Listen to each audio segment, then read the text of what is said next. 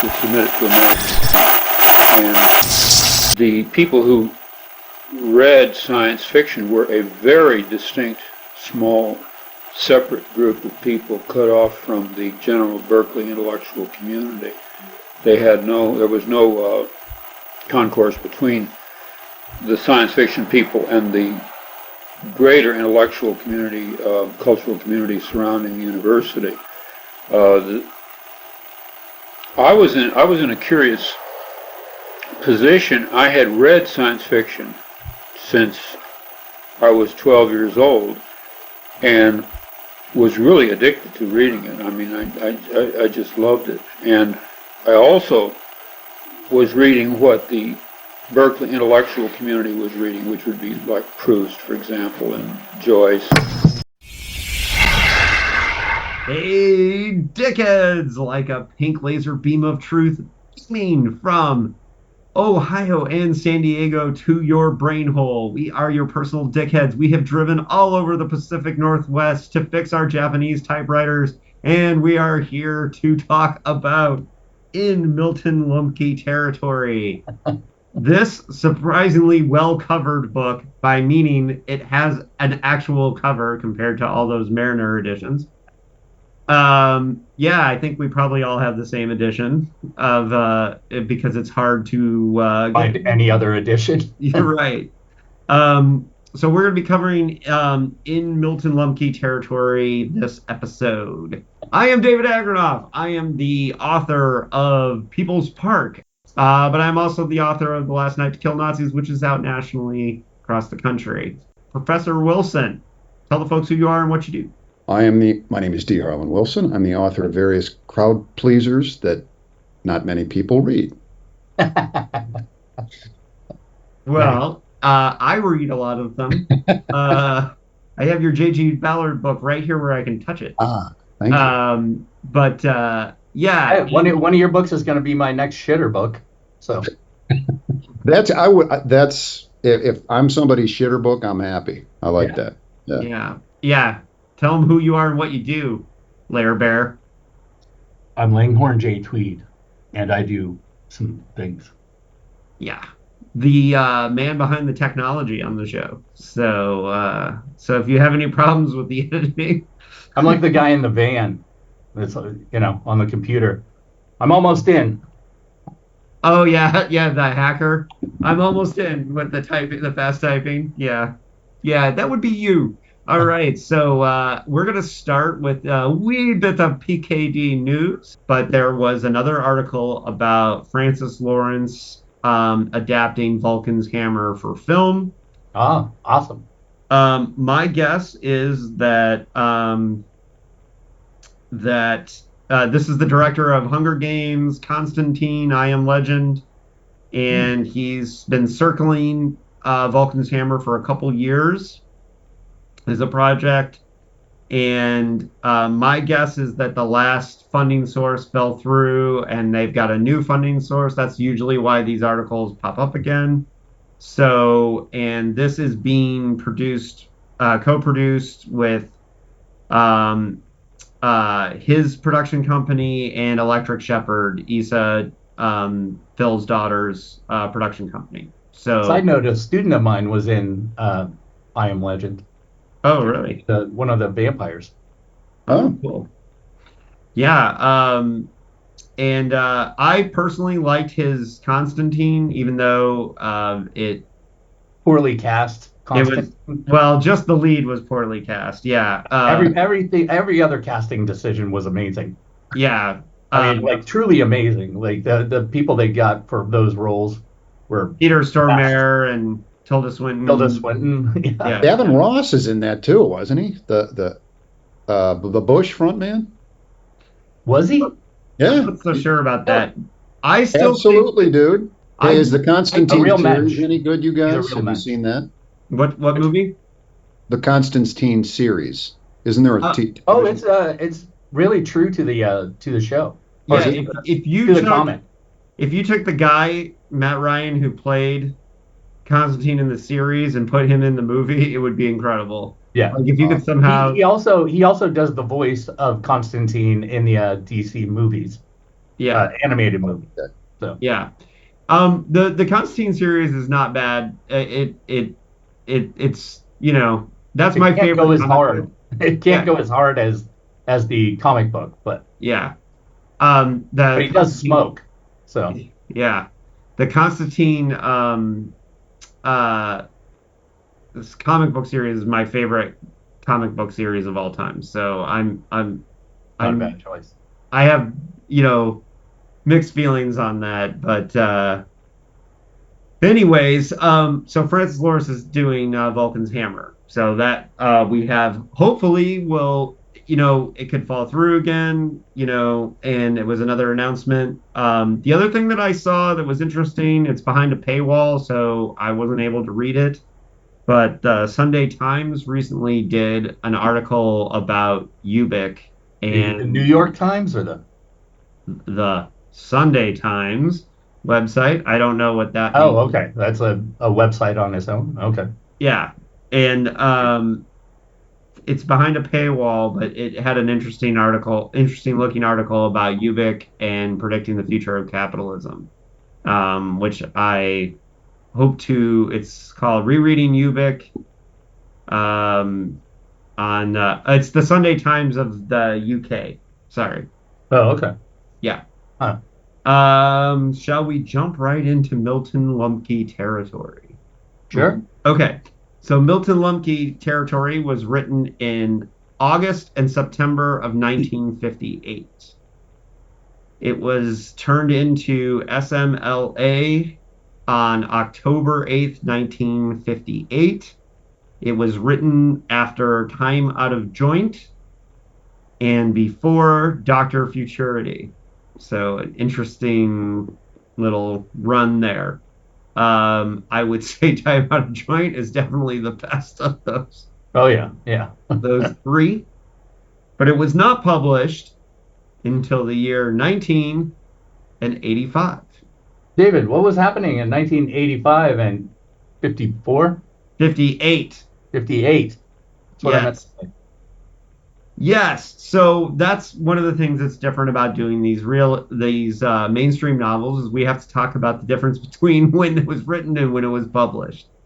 So September of 1958, the first color video recording on magnetic tape was presented in Charlotte, North Carolina. Hmm. The U.S. Supreme Court ordered the all-white Central High School in Little Rock, Arkansas, to integrate, which we'll be Wow. talking about again in my Dicklike Suggestions, but that's way down the line. Both sides of the Cold War were setting off a ton of fucking nukes in September of 1958. There was nuclear testing going on all over the planet, which is really interesting.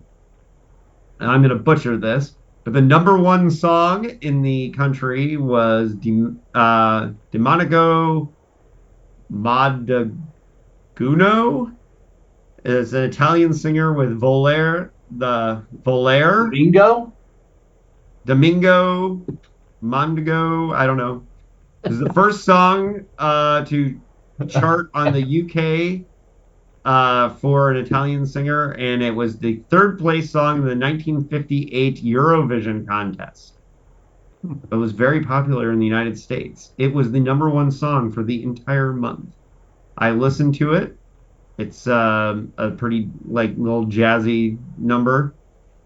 The number one movie in the country was South Pacific, Oh, Valeri. and the number one TV show was Gunsmoke. So now, when the book Medico Madungo. Madungo. okay, and the book was released in June 1985. And on June 10th of June 1985, Coca-Cola announced they're bringing back Coke Classic. If you remember the new Coke debacle. Sold by Bill Cosby in the commercials. Yeah. They had the original formula for 99 years and had this great idea they were going to change the formula, and people hated it. So if you were not alive at the time, this was a nationwide outcry for bringing back the original Coke formula. The It Russians, was either a course correction or the greatest campaign ever done in marketing. yeah, They still, no one will admit to anything, but yeah, there are some people that say that it was, maybe it's a conspiracy theory, but they say it was done on purpose. on purpose to lift their sales, which it did tremendously after they got rid of that horrible drink.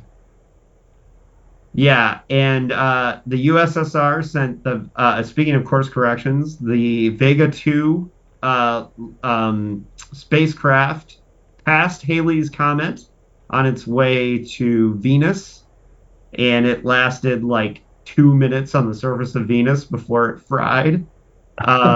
No spacecraft has survived longer than like a few minutes on the Venus hellscape. It's really, It is the worst planet. it is not a fun place to be.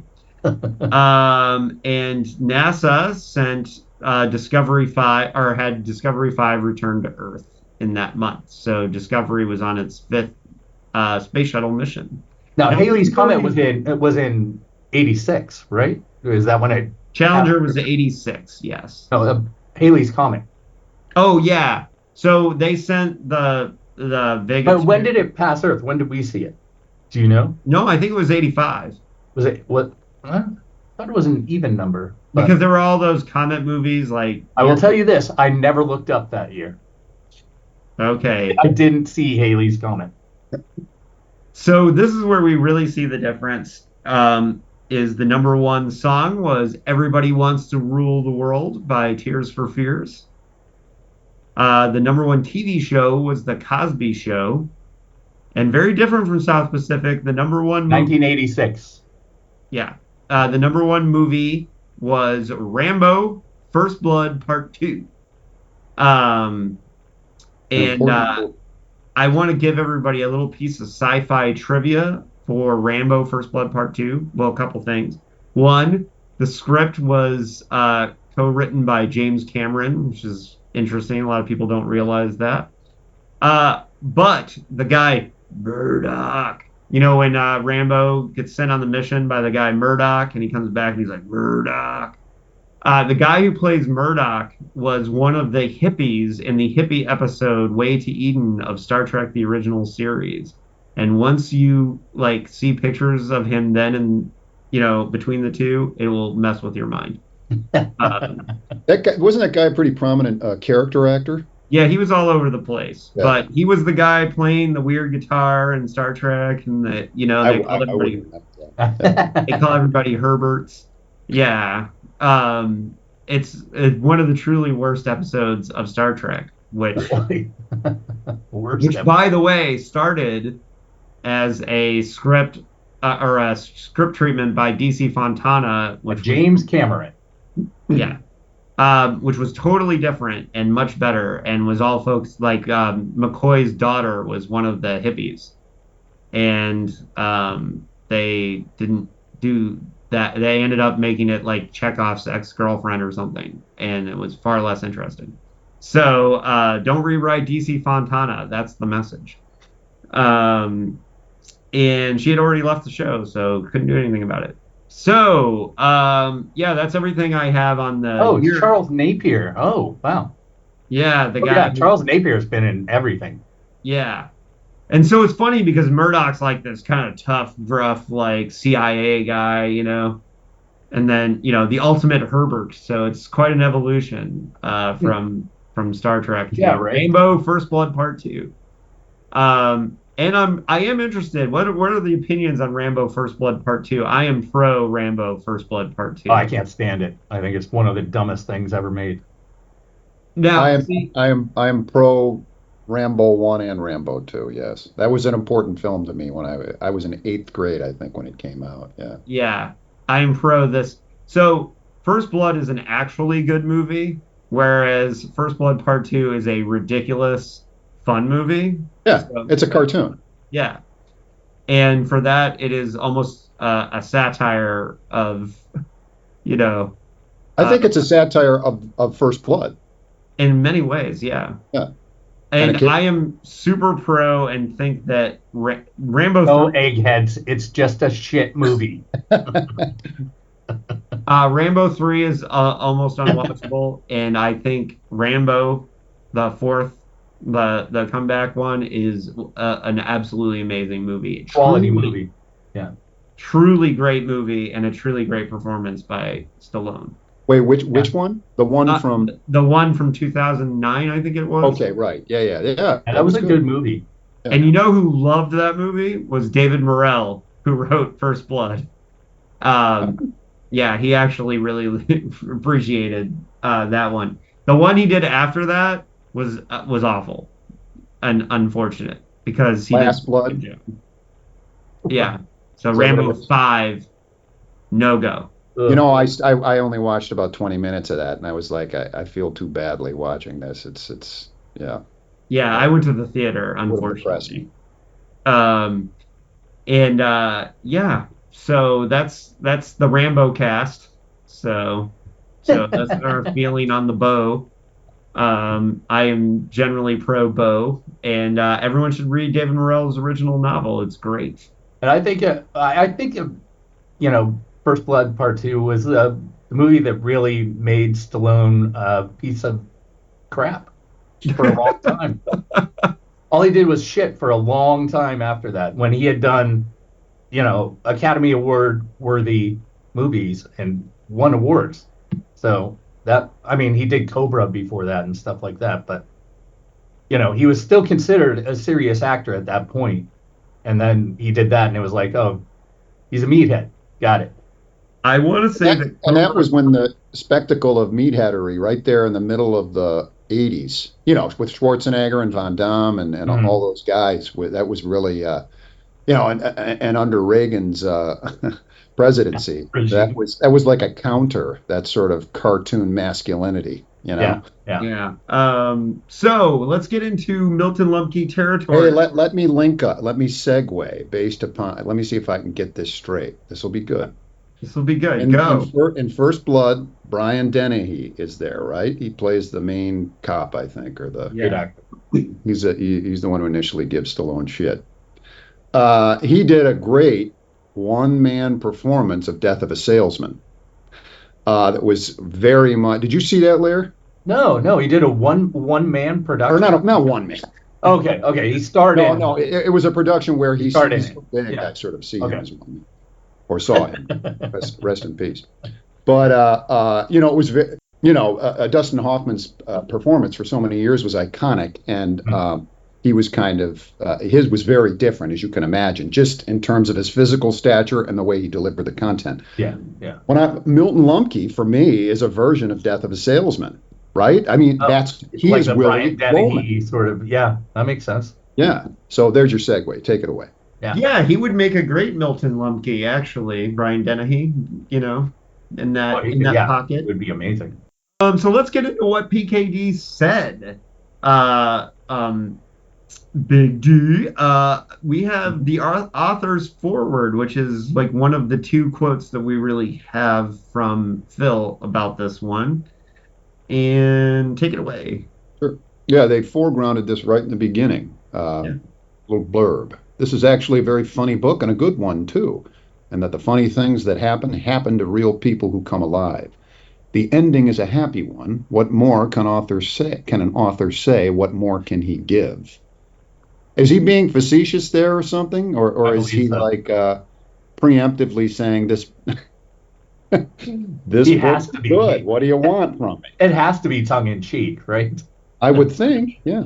Yeah, it didn't seem particularly happy to me. Now, there was an editor at Crown Publishing, Arthur C. Fields, who wrote SMLA on April 16th, 1959. He sent a letter to SMLA. Do you want to read this quote, Dean? Yeah. It starts with, I don't know. Yeah. Yeah. I don't know what to say about Philip Dick. He has extraordinary talent, tremendous facility, and acute penetration. Yeah. Is that what that says? Yes. Acute penetration. Alrighty. He is able to lay bare the essential core of a situation in a few deft strokes. He has a flamboyance and an Strokes extraordinary. and penetration. All right. Yeah, interesting. He has a flamboyance and an extraordinary eye for detail. The problem, his outlook on life, which is bleak and as chilling as any, it has been as chilling as any that it has been my misfortune to come across. What he does is to write in flat understatement a detailed analysis of the emptiness of everything so that the writing takes on an emptiness itself. Is he saying Yeah. that's a bad thing? We have seen 3 of these now, and they all have the same vacuum-like outlook. Yeah. Now, some notes on Arthur C. Fields. I looked him up. He was a native New Yorker who graduated from the Horace Mann School before going to Harvard. He left college in 1943 to join the army. He saw combat in Europe. And he came home with a major injury because one of his own guys shot him. So, and it made him paraplegic, which is So was he an officer? Was he fragged? Was it? Do you no, know? he was not frag. It was an accidental shooting. So that really sucks to get made paraplegic in a war by an accident, but so maybe he had a bleak outlook on life that didn't, Or is heck? huh? Nothing. Yeah. So Arthur C. Fields came back and he wrote in 1950 his kind of introduction to the publishing world is he wrote a novel called World Without Heroes that was published in 1950. Good luck finding it. It was printed once. It is out of print. It is hard to find. I gave up trying. Was it science Not- fiction or is it? No, it's just a World War II novel. It's Oh, like okay. Okay. based on his experience. And because he talked a lot of shit on Phil's writing, but he's never been back in print, and mostly, if you Google his name, his rejecting Philip K. Dick is much of what you find Really? on Google. But he did have a couple really successful books right out of the gate, but then died at 48 of a heart attack. So, They had it rough. yeah, not much to go there. He saw 6 books through His publication. life started amazing. Yeah. Then So, it yeah, went south real fast. as an editor, he oversaw 6 books before he died, 2 of which were bestsellers, which I guess is a pretty good batting average. So, and his experience with this leads to the other quote we have from Philip K. Dick, which was from a letter. Now, we've talked about Eleanor Dimoff before. She was an editor who considered several of his realist mainstream novels and worked with Phil, never published any of them, but gave him lots of notes and encouraged him to write multiple drafts, and had an influence on Phil because he did entire revisions of novels. Humpty Dumpty in Oakland is going to be the one that when we get there is going to be the most influenced by Eleanor Dimoff. So we will talk about her more in relation to that book. But we have this quote about Milton Lumky from this letter to Eleanor Dimoff. Okay. Virtue fails. Virtue fails. Ambition without experience falls to dust. The clever and neurotic win. A woman who is that right? Win? A woman who is unable to trust anyone else, another person's judgment, and a bitter salesman. A Lumky who begrudges a younger man his success in marrying a woman that he himself wanted. The heavenly city of the rational man, the optimistic man, falls down, leaving the real world exposed. No one can be trusted because everyone is too fearful to behave honestly. No one is disinterested. Only in fantasy, in Bruce's dreams, is there a little white cottage with roses twinning up it. Once a boob, always a boob. Once burned, twice burned. If you make a mistake, it is a sign that you are one of the doomed. Better give up, leave the gaming table. Gambling is for professionals. The sucker will be taken to the cleaners, and it is your wife and your best friend who will do the fleecing, not some con man you never saw before. The enemy is right at hand. Um, I think that's a really great, just that makes the novel sound much better than it is. Yeah. Um, but it is rare with these mainstream novels that we get such a detailed like take on what the intention was, you know? So I really appreciate this quote a lot. I think there's a lot to unpack here. The heavenly city of the rational man, the optimistic man falls down, leaving the real world exposed. I think that's an interesting way to. I don't necessarily agree with what's said there, but I Yeah. mean, it Well, does. It is a good take, I would say, on the novel. yeah, and what I think is interesting about it is that we can look at this novel and see what. There's no good men in this novel. Right. Well, we can look at what we didn't appreciate about it or say like, oh, it was lacking this and it was lacking that. But if we do that, the point is that we have this example, this quote of his kind of telling us what at least what his grand ambitions were with it. I'd like to see him revise it so that it better fits this quote. Yeah, right.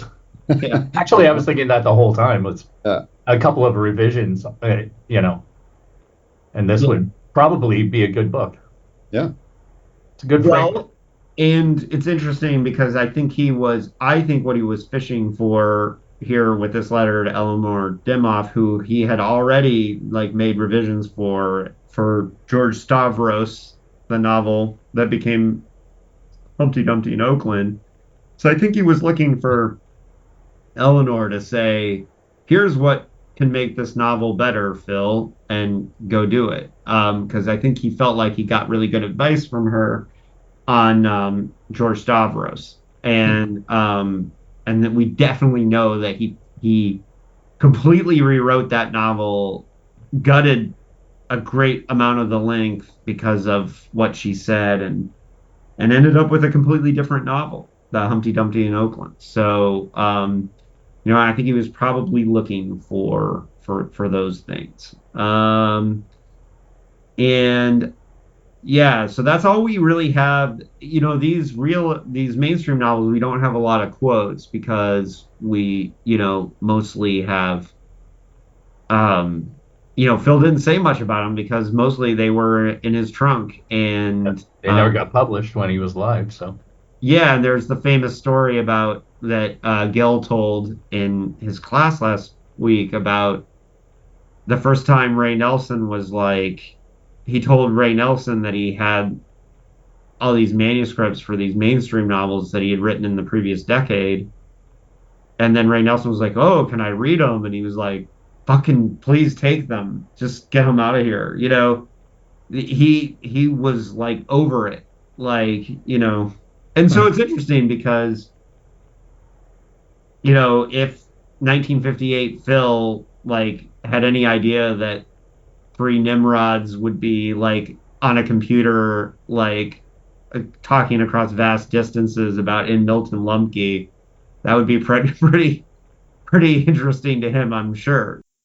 So, nonetheless, and that's one of the things like when I always talk about how I'm trying to make sense of his handwriting and some of these notes that I have in the fragments, and like, or when he makes jokes in Free Stigmata about like the temperature being 1.46 Wagners.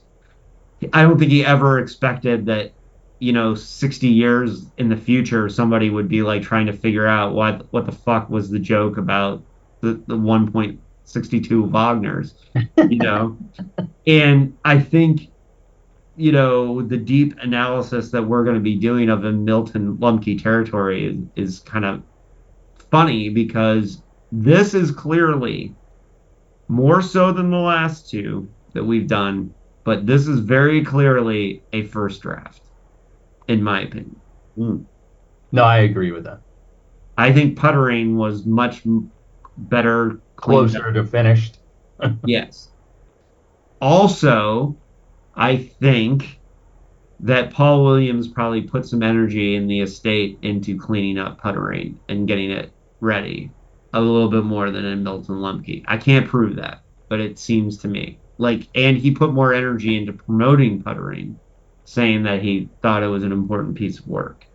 I was just going to ask, like in terms of promotions, things are, it's a different world altogether being an author in the 21st century than it was in the 20th, let alone when Phil was writing this book. What sort of things would he do to, and the thing is, he barely, he stayed at home for the most part. Like, how did he actually promote his work? Yeah, you didn't But it jump on wasn't his social job. network to do it. There were people that did that. It wasn't the author's job. Yeah, Yeah. like it is now. Yeah. And But I mean, that's that being the case, that's why there's not a lot of his own words, except in letters and stuff like that. Yeah, because it wasn't necessary back then. Yeah, right. Yep. yeah, people would just buy the shit. Yeah. And I think so. This was actually published. I should say the publishing history is that it was originally a small press release from I can't remember the name of the press, but I think it was David Hartwell was the editor. And then Glance, or is that how you pronounce it? Glance? Yeah, that's good enough. Yeah. Glance in England did No one will correct us if it's wrong. yeah, it was the first paperback release in the 80s. And, they're the major genre publisher. They're like kind of the tour of England. They do the sci-fi masterworks series. And, well, it's a beautiful edition. All their books they look great. Yeah, if this kind of care and attention was given to the covers of the Mariner editions, like, I think that would be great. Yeah. And I just want to put a shout out there. If any, I know the people at Mariner, Simon and Schuster are probably not listening, but if they are, they have the rights to these books. They would be so smart to do new editions with this kind of care and attention to the covers, with introductions. You could get so many big name authors, your Brian Evansons, your Stephen Graham Jones, like people to do brand new introductions and make special editions of these books that people who already have them will buy them to have them. And that's kind of what Quire's doing, right? With the stories.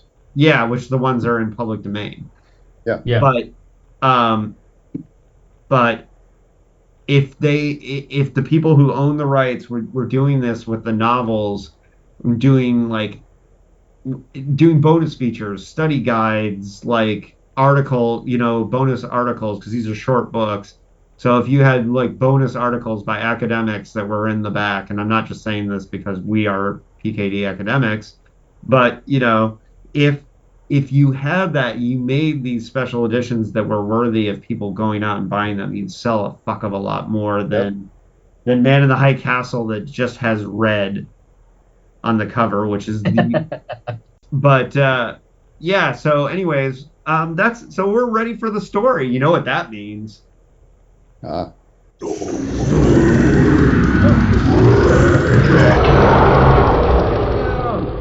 yeah.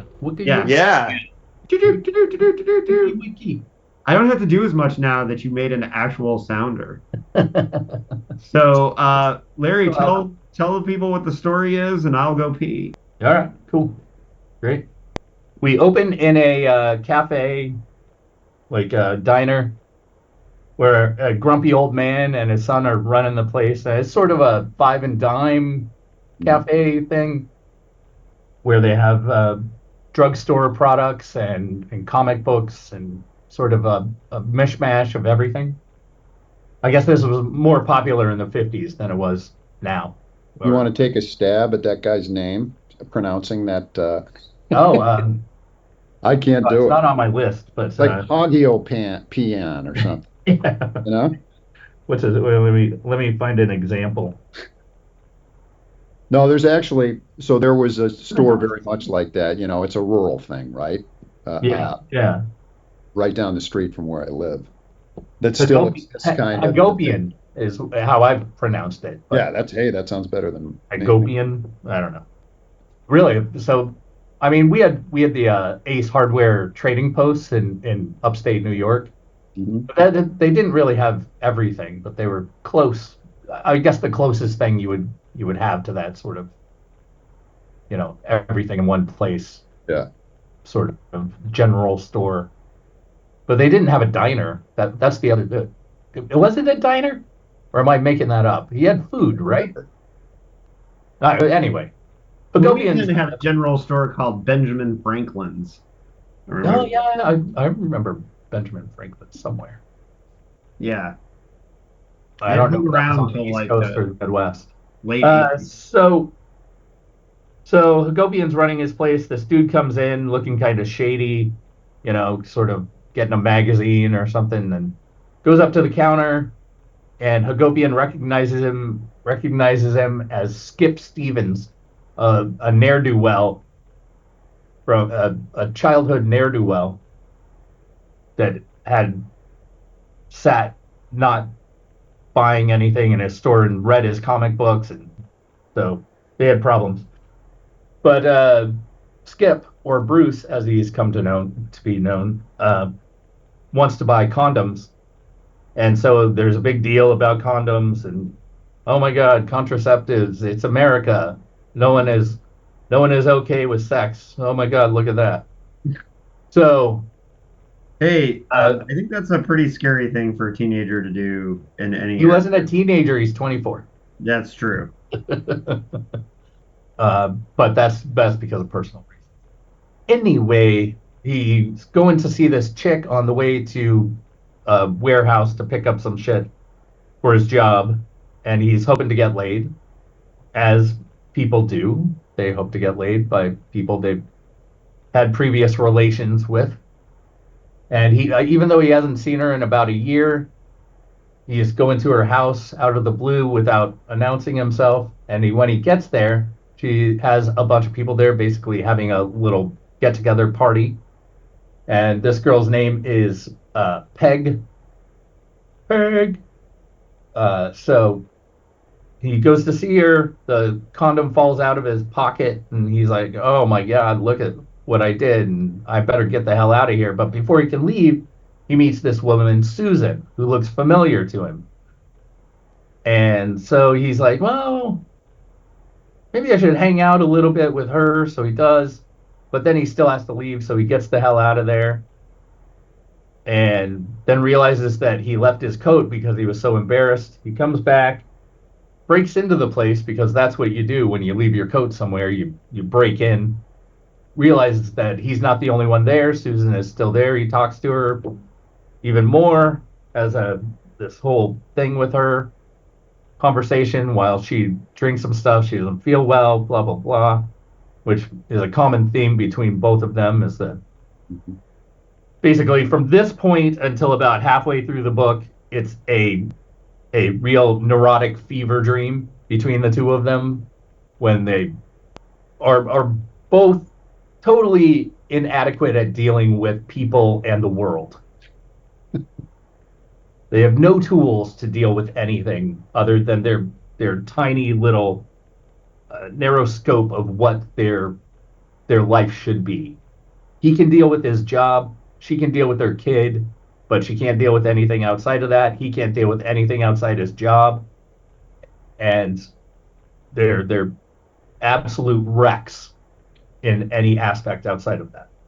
So anyway, he goes, he finishes his thing, and then he like hovers around her place or some shit. I can't remember.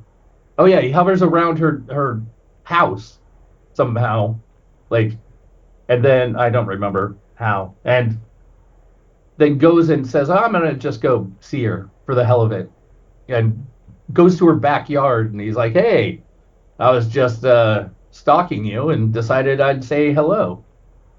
And so they talk, and she said, "Good, I knew you were going to show up. Let's have a weird relationship." And then they have a weird relationship. And she said, "I'll give you a job if you quit your job, and then it'll all be good, but you'll be like a partner, but you won't be a partner, but you'll be a partner. It'll be great." So they go down to the business. There's a partner that she wants to buy out, but she has barely any influence in anything. But they do. They talk to this guy called Milton Lumky, the eponymous Milton Lumky, who's a very interesting character. He's overweight, smokes like a chimney, has a bunch of opinions about everything, is bitter. He's actually an interesting character for about a page and a half. Then we're going along. Our protagonist there, Bruce, has a plan where he's going to get typewriters and sell typewriters, and it'll be great. The whole book becomes a book about typewriters, which, man, that's interesting. It's sort of like Moby Dick and all the talk about whaling. It's just so exciting, just so interesting to read. Yeah, let's hear more about typewriters. Oh, and Bloomington, buying typewriters, not even typing stuff, but just buying them.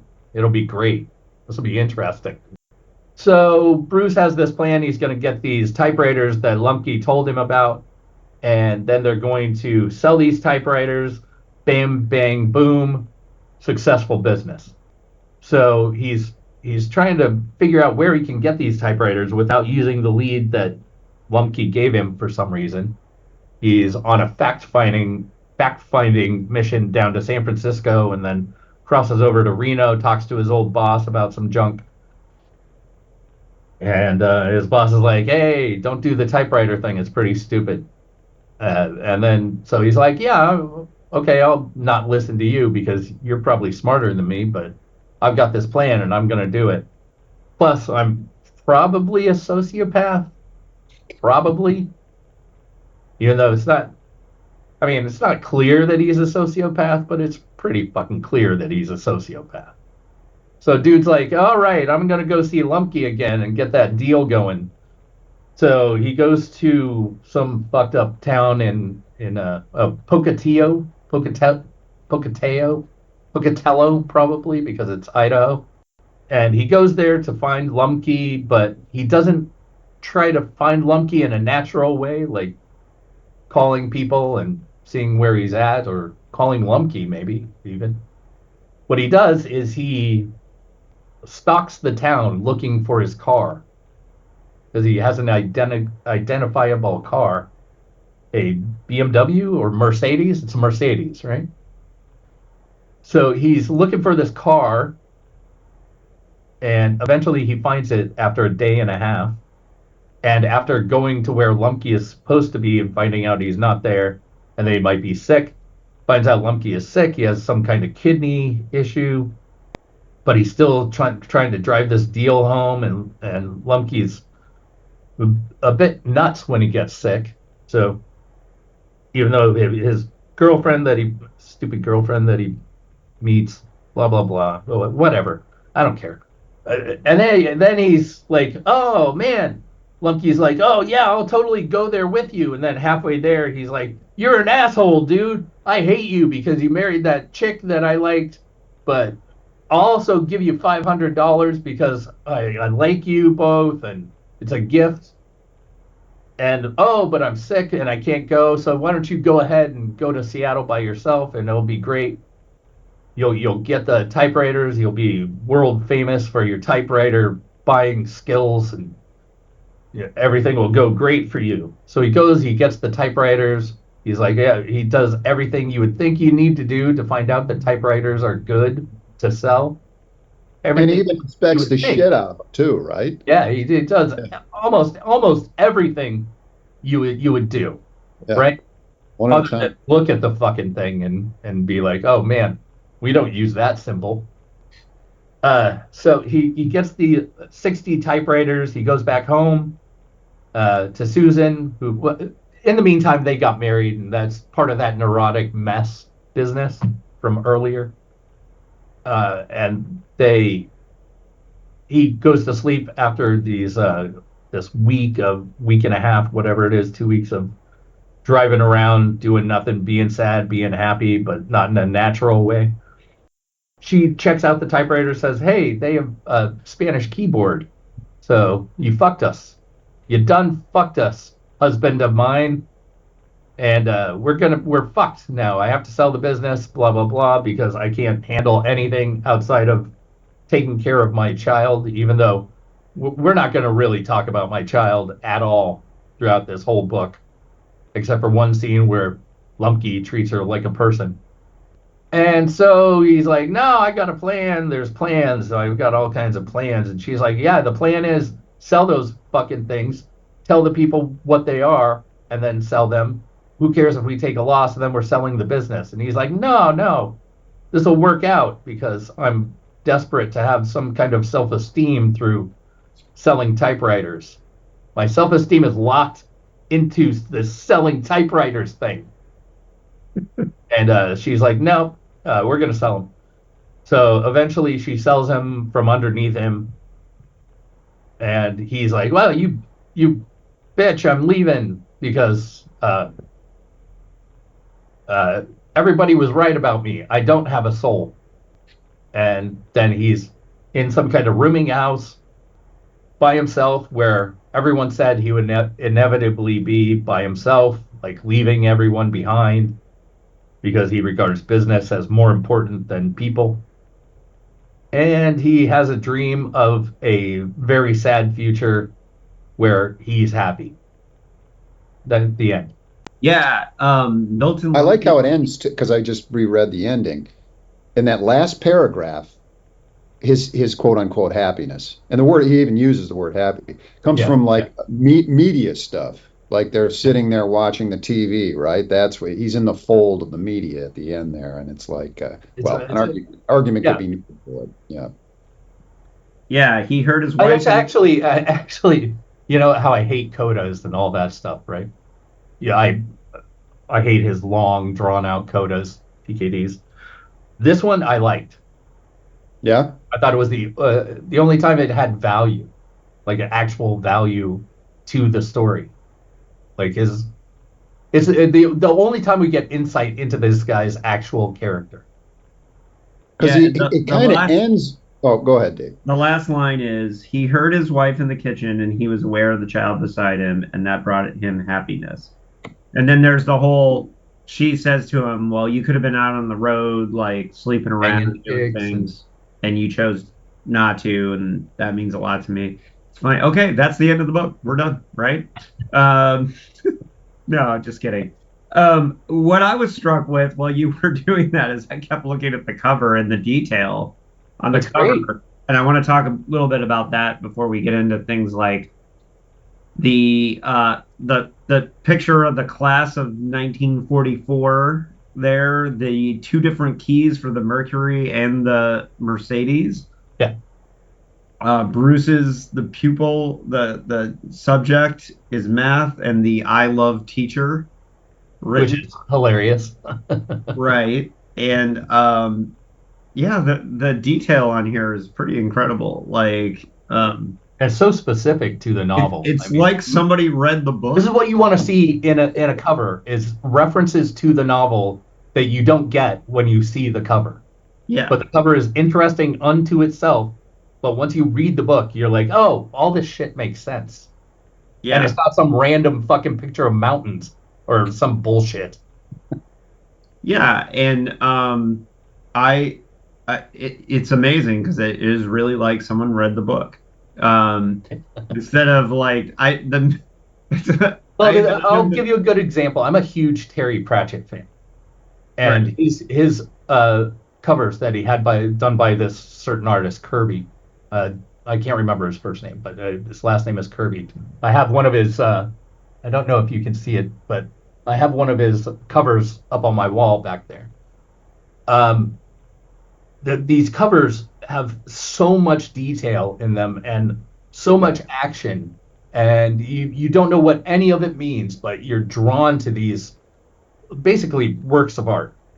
But once you read the book, you're like, every single thing he did here in this cover relates to the book in some way, and that to me is that's what it should be. That's what a cover should be. I know. So I have this picture in my head of how they design the Mariner editions.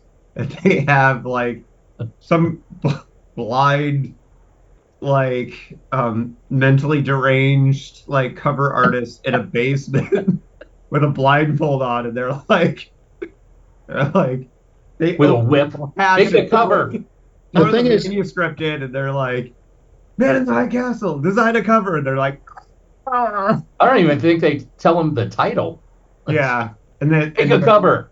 yeah, and the blind like deaf cover artist is like, sometimes abstractions, though, for me work like with those vintage books. A lot of those, the imagery or that background imagery on the vintage Random House editions doesn't have anything to do with the content, but I don't know, it works for me. I like the layout, you I know? think it does. I think it's just more abstract yeah, in a lot of it.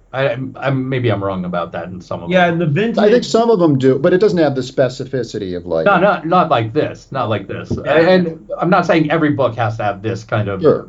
specificity. I mean, I like Like, it but I'm not even familiar with as well. I've only read, it's been years, Pratchett's work, but I knew exactly what you were going to say about the covers. I know those covers you're talking about. Yeah. Yeah, right. They're very ornate and they are works of art. Yeah. Yeah, yeah. yeah. So let's outline our themes that we're going to be working with here. I do have a list in the notes of some of the major named characters, but our Hey, theme, Dave, before you go, can I just say that I don't think we've mentioned it yet. Correct me if I'm wrong. This is a wish fulfillment porno scenario where we just kind of see the reality behind the porn scene being shot, right? Between the male student and the older female teacher, right? Correct. I mean, With, in a way, yeah. It's but I mean, now it's that's a wish. us, It's a wish fulfillment, definitely. right? But of course, and the fantasy as it plays out is no yeah, good. It's and we have PKB, less so it's horrible. we have less autobiographical touches in this one than we do in a lot of the other books. However, I think we do have a lot of Phil's wish fulfillment of the era because he and Cleo were going on these long drives around like the West until basically they ran out of money and came back and they didn't have any kids. So they could just like go out on these drives and as Gil mentioned in his class for those who are taking it, he had one affair with against during the time that he was with Cleo, and it was around this time. And I know she gave him space and whatever and left, but one of the things that they did is, as a couple was go on these long drives. So I think that a lot of this novel is like Phil kind of like imagining another life where he could have been a salesman and could have, But but wait, in terms of the porno scenario, though, that's me from my station in the 21st century looking back, right? Because that's pretty normative in porn now. That's this particular scenario. Whereas, of course, in Dick's age, I wonder what was on his mind when he was conceptualizing that. You know what I mean? yeah, we'll get to that's one of the themes that we'll be talking about. Okay. But the Well, theme, what were the? You never finished the themes. What were yeah, you? so the themes are personal touches, world building, character moments, and when we get to character moments, we'll talk about that. And then I just put funny little shit. That funny little shit. So, one of the first like personal touches, and this is something that Bill Cyril and Larry Bigman, who is the I believe he's a psychologist who was friends with Phil, not as good of friends as Bill Cyril, but knew Phil, and they talked a lot about Tip Top Comics and King Comics, and how important those were to Phil. That he had like a huge collection of those types of comics, um, like pretty much through like the '60s. I don't know if he kept them into his '70s when he moved to Orange County, but throughout the time that he lived in Northern California, he had like a huge collection of these comics, and Bill talked about looking through his comics with Phil. And so the Tip Top and King comics are mentioned on page 13 as being, things that Bruce Skip is like going to the store and he's thumbing around them before he like pretends to buy a condom. Um, No, he's looking at regular magazines. It's when he's a kid. He used to go in there and go in there and look the at comics. those. Yeah, but I thought that was interesting because it's the only time he's ever mentioned Tip Top and King comics in fiction, and I just found that interesting because I found that So interesting. he did a rare thing that no writer ever does and pulled something from his life and put it in a book.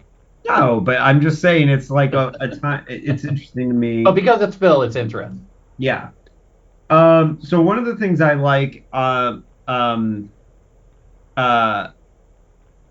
also in the personal touches is on page 121 of this edition, is I think there's some pretty decent writing about driving in the West, and I want to read this part. Well, yeah. Is this which part is it when he's driving through the mountains? Yeah. Driving through the mountains Yeah. of California? Yeah. Yeah, the center of the Sierras, he thought. How demoralizing it was. Ahead of him, the road rose slightly. In fact, for the first time, he could not tell if he were still climbing. Possibly it was a long, nearly level grade. A sloping field tumbled away to the right side, and he saw a couple of cars had pulled off.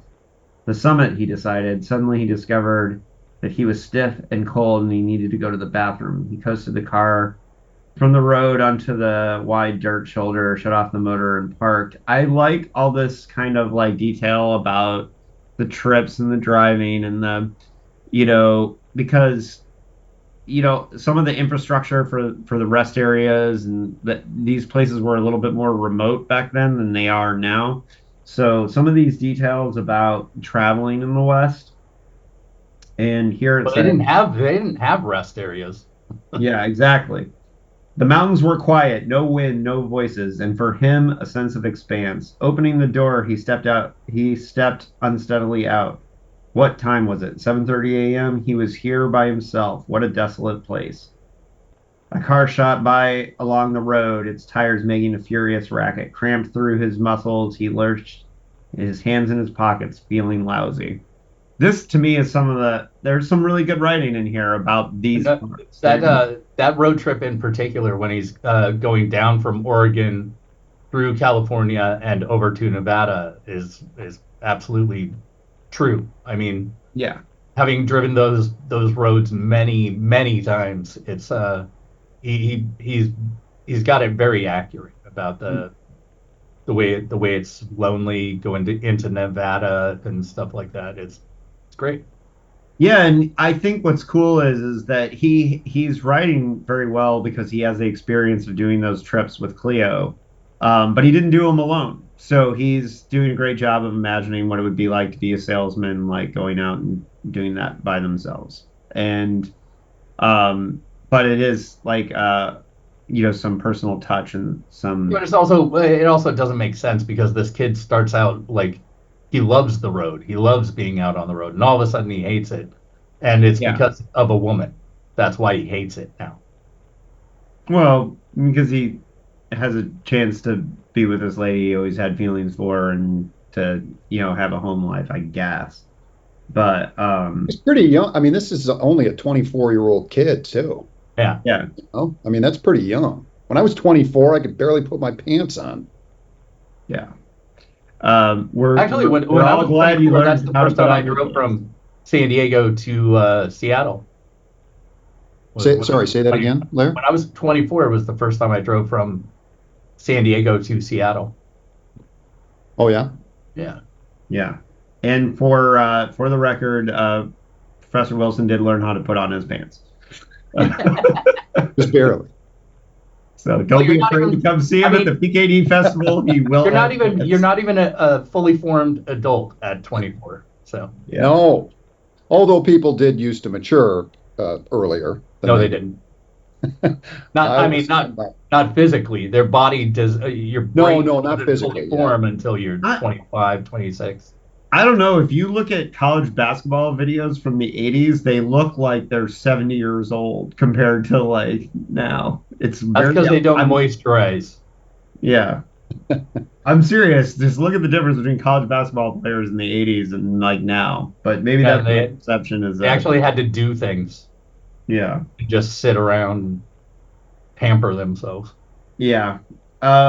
So, all right. So I didn't have a lot on personal touches and autobiographical moments because I don't think there's a lot. I think he's imagining a lot. I think, it's weird. We're into the salesman Weird. territory. We get to a straight fiction story, and this is the time when he doesn't have many personal touches. Yeah, The science fiction where it's all personal. yeah. Well, certainly Oh, that's, we're in space, yeah. Well, which is Valis, very personal to PKD, but when yeah, he's driving on the road, not so personal. and Valis being the worst case of like everything being people he knew and like, yeah, Right?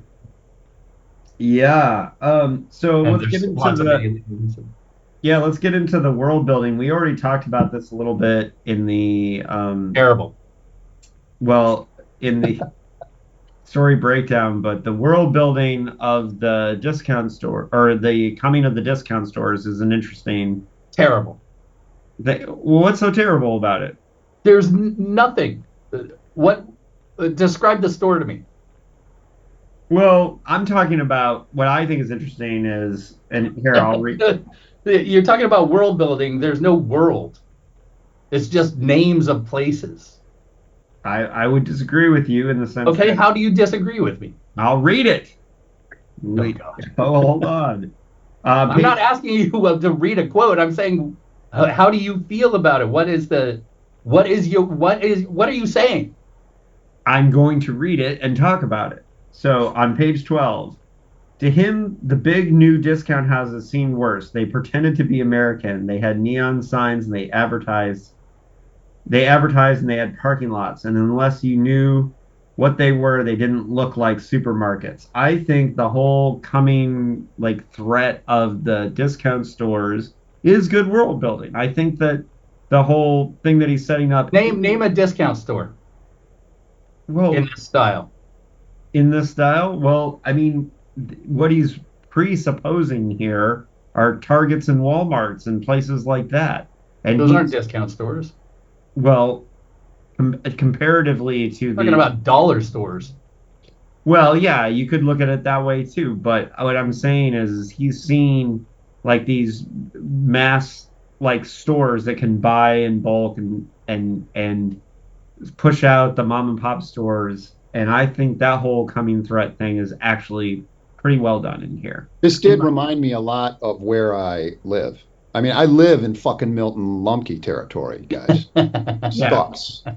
And the dollar store is perfectly apt. There's a dollar, whatever store with the word dollar in it. There's a million of them right down the road. Yeah, it's just I mean, Dollar bin. where you don't know what you're going to get there. That's the main thing, because Target, Walmart, those places, you know what you're going to get. Yeah. You go there to get things. You don't go to there like it's a flea market. Yeah. And he's talking about basically a flea market that's legitimized. Now, the question is, was Skip wrong to be like so pro these discount stores? We had an interesting situation. I don't live in Ocean Beach anymore, but in my neighborhood, my old neighborhood in San Diego, Ocean Beach, which is like the kind of hippie surf town part of San Diego. One of them. And one of them, yeah, but which was, by the way, popularized and fictionalized in the FX one season genius show Terriers, that made Ocean Beach look like The Ocean Beach Police Department. yeah, it made Ocean Beach look like it was a huge city because they would drive up and down the same block and make it look like they were driving forever on Newport Avenue. But whatever, Terriers is a great show. It is a good show. But in Ocean Beach, the funny thing is people flipped out about Target coming to Ocean Beach a couple of years ago, and people were surprised that, with my kind of left-leaning, more activist centric notion that I didn't give a shit, that I was like, I'm fine with Target coming.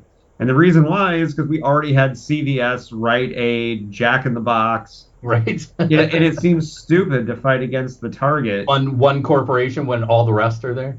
Exactly. They're all in OB already. So it just seemed really stupid to me. And however, I'm interested in this whole, like, Skip kind of gives the defense of the discount stores, and I was kind of like, so I spent a little bit of time reading this thinking, was Phil pro discount stores? Was he anti discount stores? Did he actually have an opinion? I'm not sure that he did. I think he saw pluses and minuses, just like I saw pluses and minuses of Target coming into OB, right? Like, we already have CVS and Rite Aid within 2 blocks, so who gives a shit if Target moves in? Well, just in terms of like, money, that's probably where he shopped, right? Yeah. At discount stores. Probably. Yeah. So he may have been in favor of it. So He was like, well, yeah, who knows? Well, we know that he was buying food for the family at the pet store down the street. And Isn't that a rumor? yeah. Yeah, but he also shopped at Trader Joe's, so it wasn't exactly. Yeah, that's true. Consistent. Well, that was a different era from when this was written. But yes. And he was shopping at the second ever Trader Joe's.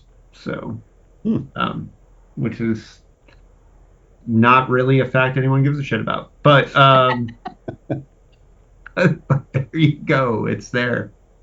Yeah, so I don't know. I don't know how he would have felt. I don't think he gives Skip, like, he Skip's making fine points. He's, not necessarily making him look stupid saying it. So the next thing I have is page 36, which is the typewriter sales. Oh, the typewriter sales, the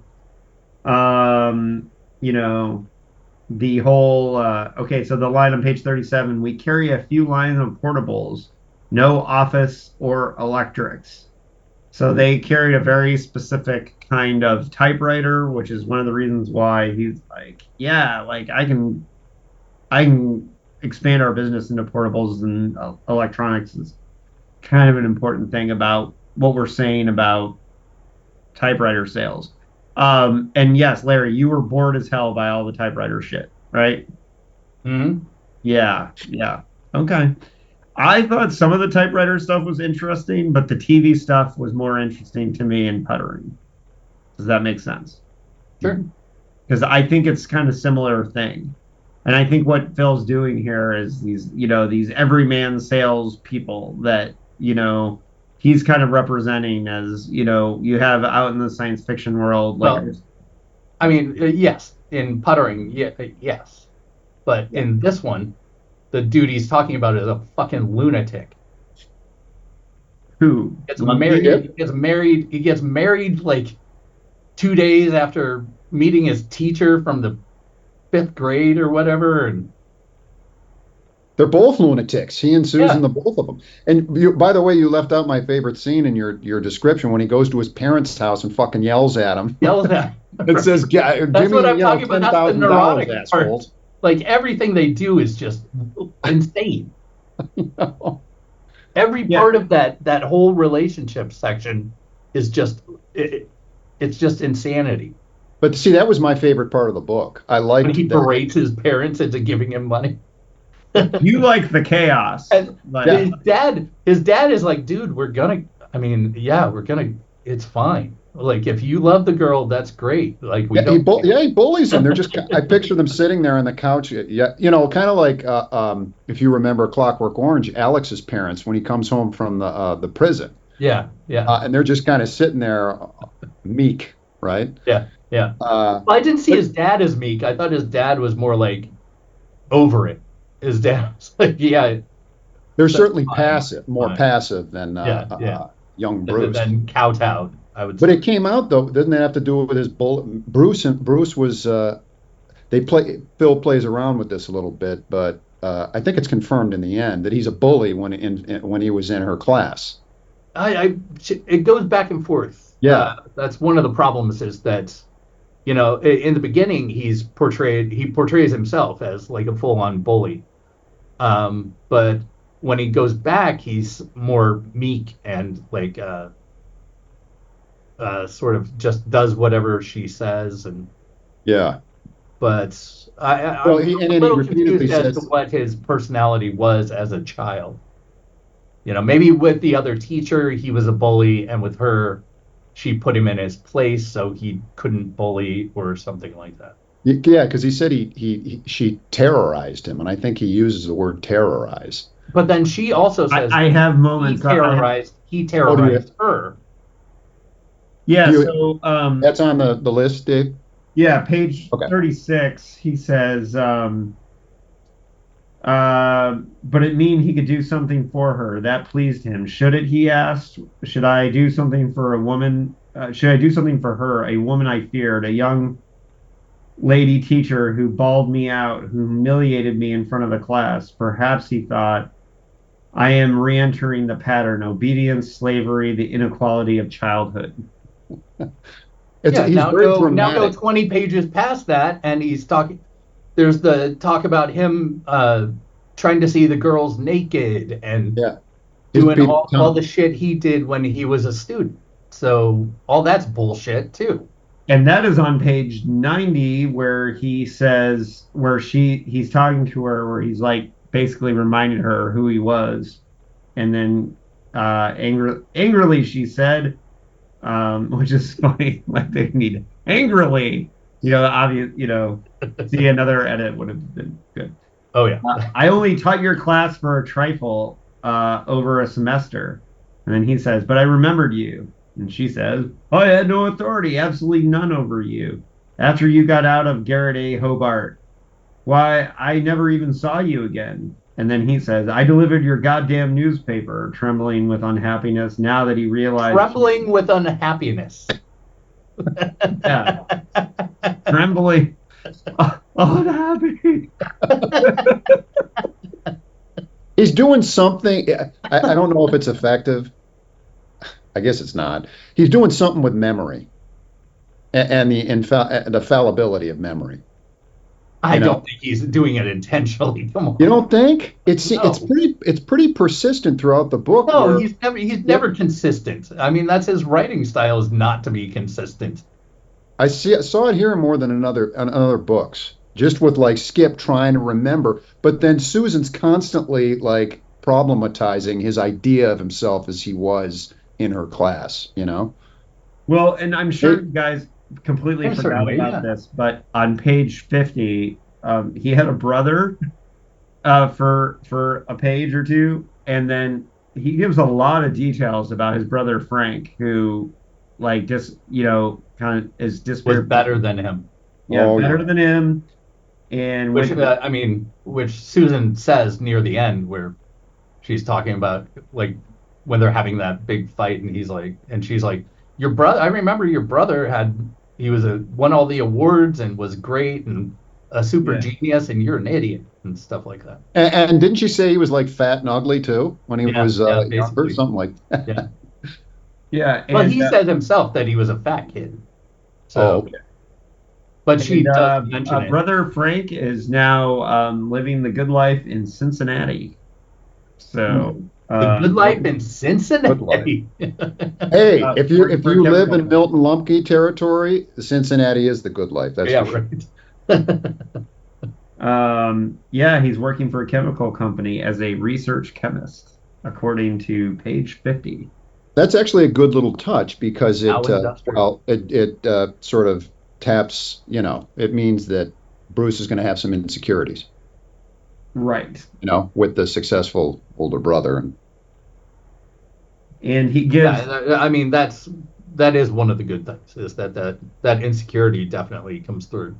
Yeah. And while I'm on this page, there's some interesting or some fun stuff, some world building stuff with his newspaper route, where he like cheats in the contest to win the world's great symphony records. Right.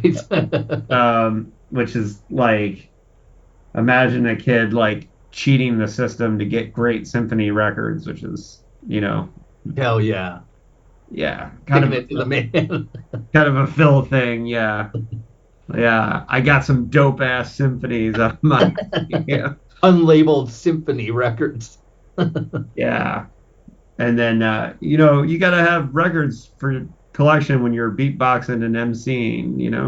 And so yeah. So there was the brother, and then as far as world building, I thought there was some interesting stuff with when he was trying to locate Milton Lumky, because this is a time before pagers, and you couldn't just call somebody on a cell phone. So, like when you have a salesman like Lumpke who's driving around the Pacific Northwest, like actually getting around and finding him is kind of an interesting detective job. Like I gotta call the right place. I gotta figure out what city he's in. He's a terrible detective if that's the case. I didn't say he was a good one. I just said that he He doesn't do any tracking of any sort. He just drives around aimlessly. By the way, I don't know why I just noticed, but the sticker from where I bought this book has this labeled as a mystery thriller. Um, Oh, really? yeah, Thriller. I don't know who did that in that bookstore, but you know. All right, so we're already a little bit into the character moments. Do we have anything else about like him fearing his teacher? Because I do think, you know, Phil had that kind of relationship with his mom, so there is some of that whole thing of like, Whoa. Well, you're getting way too Freudian all of a sudden. yeah, I know. He But wants that to was, bang his teacher mom. well, but he did have good relationships with a couple teachers. We had the Aunt Flo, right? The teacher that, and Really? I wonder if the Aunt You had Flo. an Aunt Flo? Yeah, so there was a woman who first encouraged Phil to write, and she was a teacher in Berkeley, and she published some of his first like Oh, right. That his stories like student in thing. like a student magazine. And when he got sent off to boarding school, he actually corresponded with Aunt Flo, as he called her, the teacher, um, from Ojai about that's how we know that he attempted his, according to Phil's letter to Aunt Flo, he attempted to write a Return to Lilliput, Tom Swift sequel novel, but all we know about it is this letter he wrote to his old teacher. So I wonder if Aunt Flo was the inspiration for was that Susan? Was that her name? Yeah. Um, I think, and if I'm not mistaken, Greg Rickman talks about that at some length in his Into the Lighthouse, the Ant Flow stuff. yeah, and to the High Castle. Yeah, Yeah, what did I say? you said lighthouse. Oh, Jesus. Lighthouse, High Castle. Thinking about Virginia Woolf, yeah.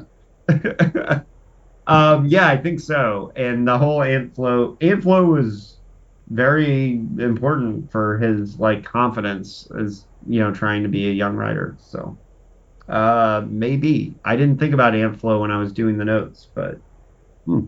now that we're talking about it. And so on page 65, we have the introduction of Milton Lumky. And The only, as far as I'm concerned, the only interesting character in this whole I'm thing. with you. Absolutely. That's how I feel too. yeah, and you know what's really funny about this book now that I keep reading these parts is all like the trembling with unhappiness because this one has shrugging, the man said. Um, Go into the bathroom. There's just, I mean, terrible turns of phrase in this entire thing. Well, and there's my I messaged this to you guys, but I want to say it. My favorite line is nothing, and this is later on when he was driving. Nothing entered his mind for several hours. What I wouldn't give to have nothing in my mind for For several hours. several hours. Yeah, there's a bunch of those like weird turns of phrase. Yeah. swollen forehead thing or whatever I told you earlier. That was The absolute best is the very, very, swollen forehead and lips. It was the very, very first 1948 draft of Earthshaker is just hilarious. With oh yeah. yeah, yeah. But I mean, he was 19 years old. It was, Well, I mean, this thing reads like a draft, doesn't it? yeah, It doesn't it read does. like a finished novel. Yeah, like I mean, I love that sentence. If I was an editor, I'd want to keep it in there just because it's funny. But a real editor Real would add editor. skill to do something with that. Right, right. Please fix that. Yeah, But yeah, that's the thing. It's not just it reads like the skeleton of a novel yeah. to me. There's it's got the structure, it's got the sort of the story, but it has no flavor. This book just has no. Again, I say it too much, but it has no anima. It has no life, And I would say, other than the Lumky character. I In agree with Lumpy's you. introduction, he's arguing against the discount stores. That's how he enters Mhm. the book, is he's saying, But he's has life. Like he's yeah, chain smoking, he's doing things, he's dropping his bag down on a counter, and He disrupts that sort of monotony and the ordinariness of Mhm. that, of everything that we're presented with there. Yeah. yeah. And so I like this introduction for him. He's like, "So are you going to manage the place?" Lumpke said, with resignation, if not approval. That's what they need, someone who can come in and take over. Otherwise, they make no decisions. Everything slides. Where have you been before? And then he told him that he had been with CBB. And this is great. For that, you get a kick in the crotch from me, Lumpke said. Uh, don't you approve of discount houses? Not when they sell stale candy. That was an argument that he had never heard. It struck with him as funny, and he laughed, thinking that Lumpke was kidding. But the man drew himself up with a hauteur and a determination to convince him. I got a carton of Mounds at a discount house in Oakland, California, Lumpke said, coughing through a cigarette smoke. Carton of Mounds. Carton, sorry.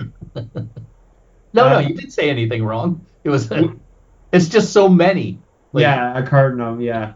He waved the smoke aside. It tasted like soap.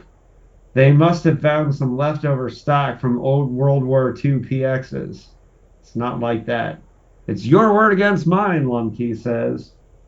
So, and there Skip is gaslighting him, telling him, well, that he didn't get Mounds.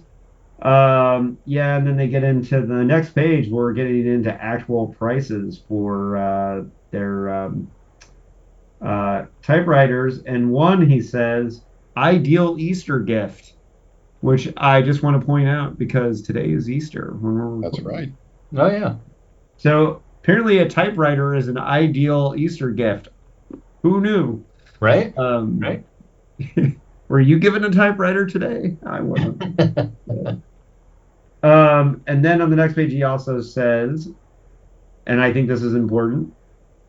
Yes, God damn it. My territory includes the entire Northwest, if you can believe it.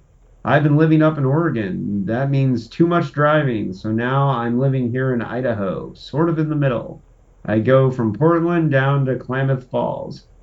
If you go from Portland to Klamath Falls, Idaho is a stupid place to live.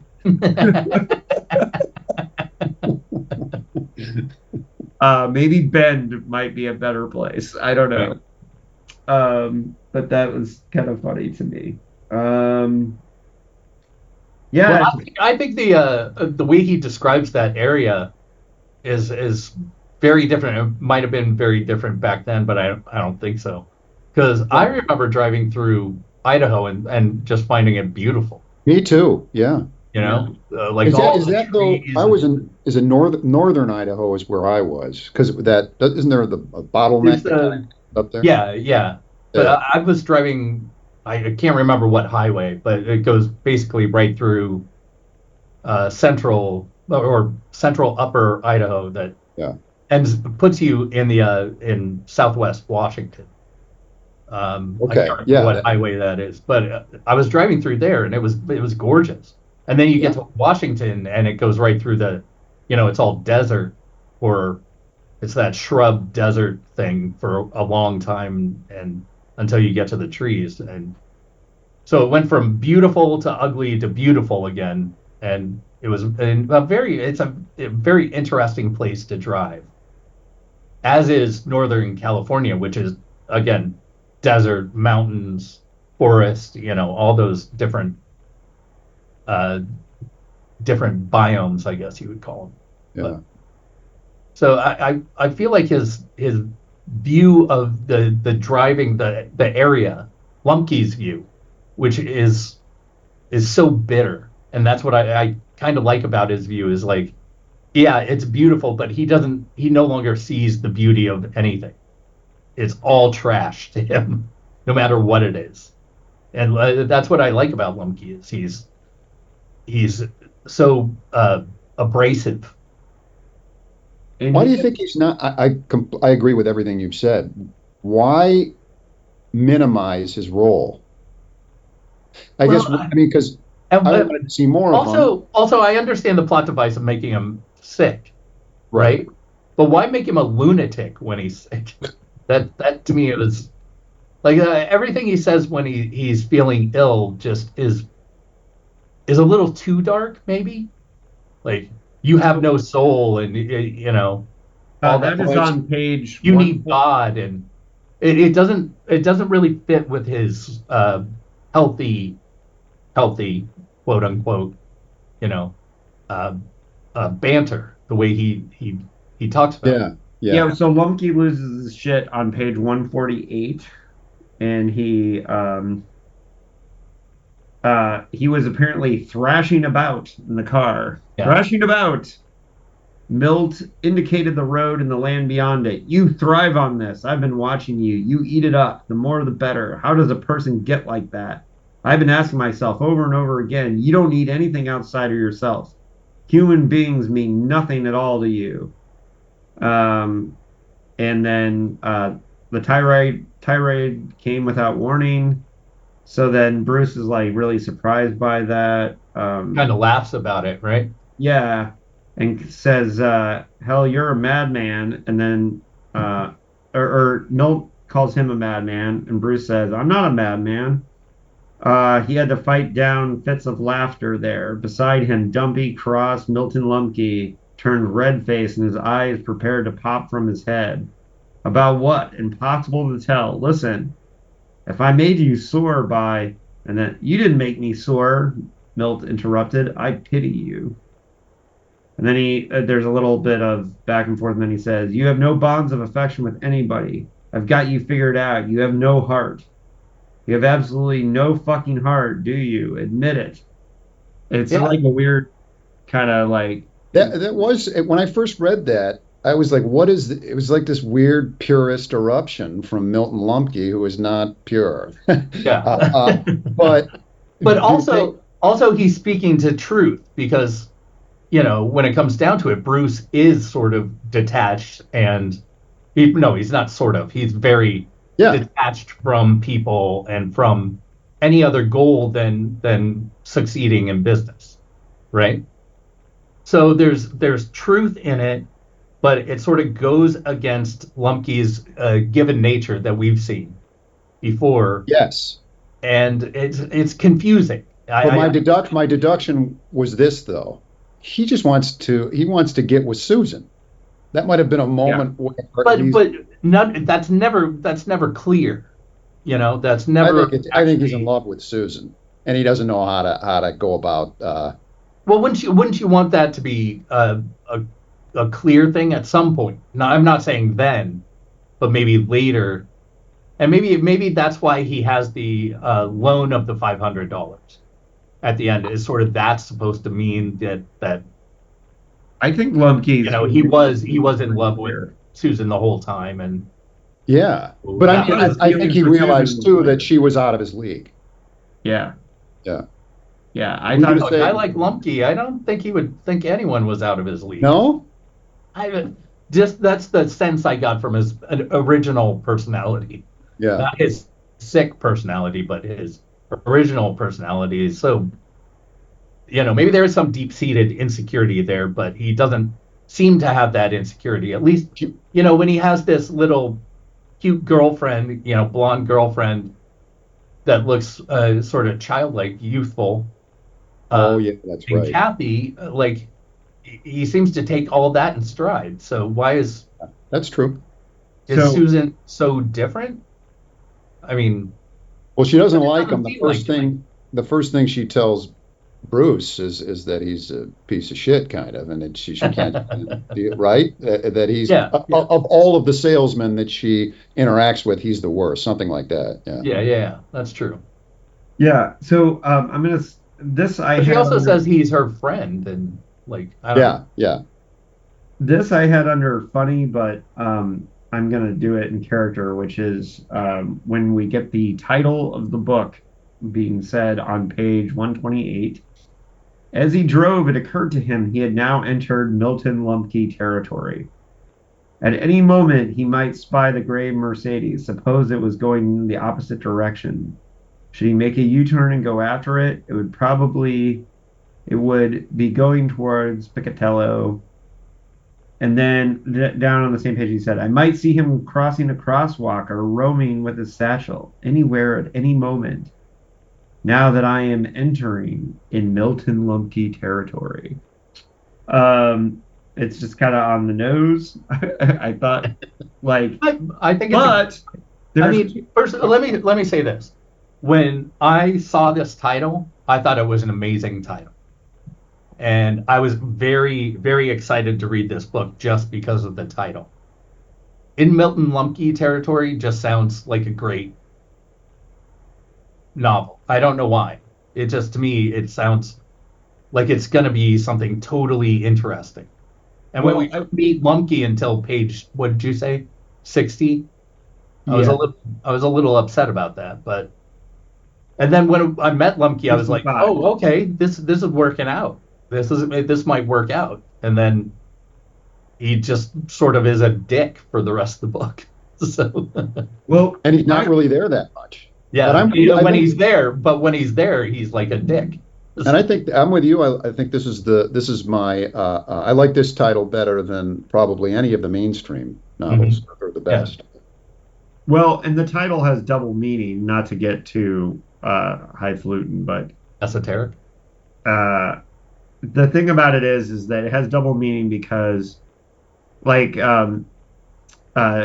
Dee was saying there, that he lives in Milton Lumky Territory. So there is the Milton Lumky Territory geographically, and there is the Milton Lumky Territory of the whole driving around trying to offload the typewriters and the salesman part of it. Yeah. Right. And even the name itself reflects what you just said. It reflects the character and the landscape, this kind of lumpy, right? That's where I live. I live in this shitty, schlubby place. Yeah. And this seems to be a But then why is his dream to, when he has this whole fantasy at the end, why is the second goal he has is to live in his hometown, which is also in Lumky Territory, right? And so yeah. He's not escaping. Yeah, he's not escaping Lumky Territory. He's sort of digging into it. And at least in this case, we didn't find out that when he sent it to SMLA, it had the title Bruce's diurnal, diurnal Odyssey or something, some terrible title. Because this time he actually gave it a title that was Heavenly City of the Rational Man. There you go. We'll pull from from his description. Heavenly City of the Rational Man. Yeah, that may be on the manuscript, crossed out. Yeah, crossed out. Yeah, so the only other character moment thing, I have two other things in character moments, which is solving the problem. On page 185 is the end of a chapter where he just basically, there's a whole page where he's like, yeah, I gotta go to CBB, and I got my old work, and I'll never be seen in Nevada again because I'm gonna offload these. Yeah, I'm gonna fuck him over, I'm basically. gonna fuck them over with these Japanese typewriters. And yeah, I thought that was an interesting character moment. But then the last one that I have is on page 195, which is when Susan says, facing Susan, Bruce said, "Are we still married?" "Oh, yes," she said empathetically, blinking a little as if taken by surprise. So she was blinking in surprise, surprise blinking. Right. That's surprise blinking we all do. um, yeah, so I think it's interesting that he was like, when he thought he fucked it all up, that she was just gonna dump him, you know?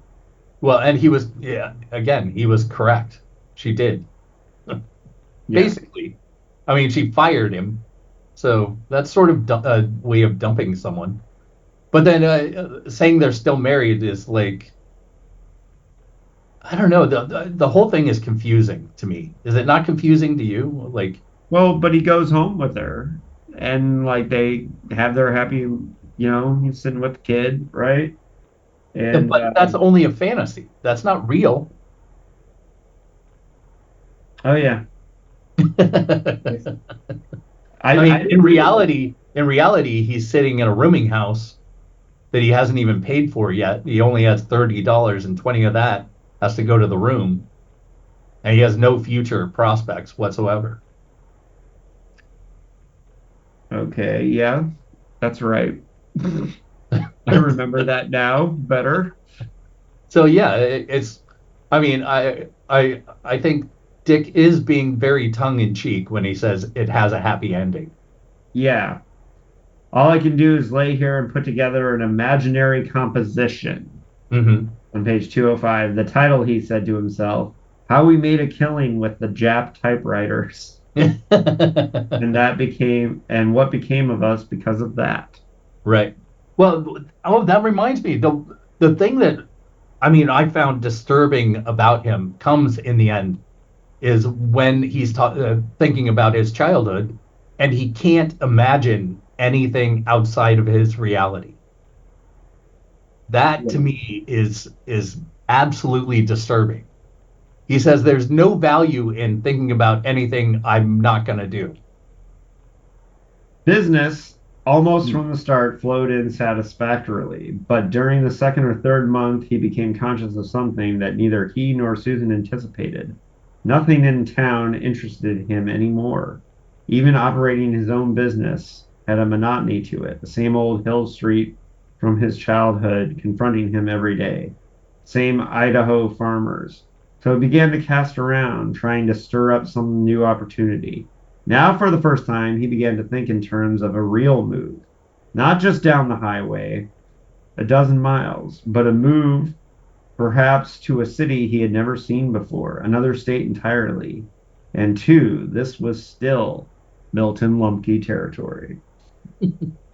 One afternoon, Lumpy dropped by with his leather satchel. Where's your car? Susan said. I don't see it. I sold it, Milt said. Too hard to get serviced. I traded in for a Swedish car. So yeah, that's 3 times he says in Milton Lumky Territory directly in the book.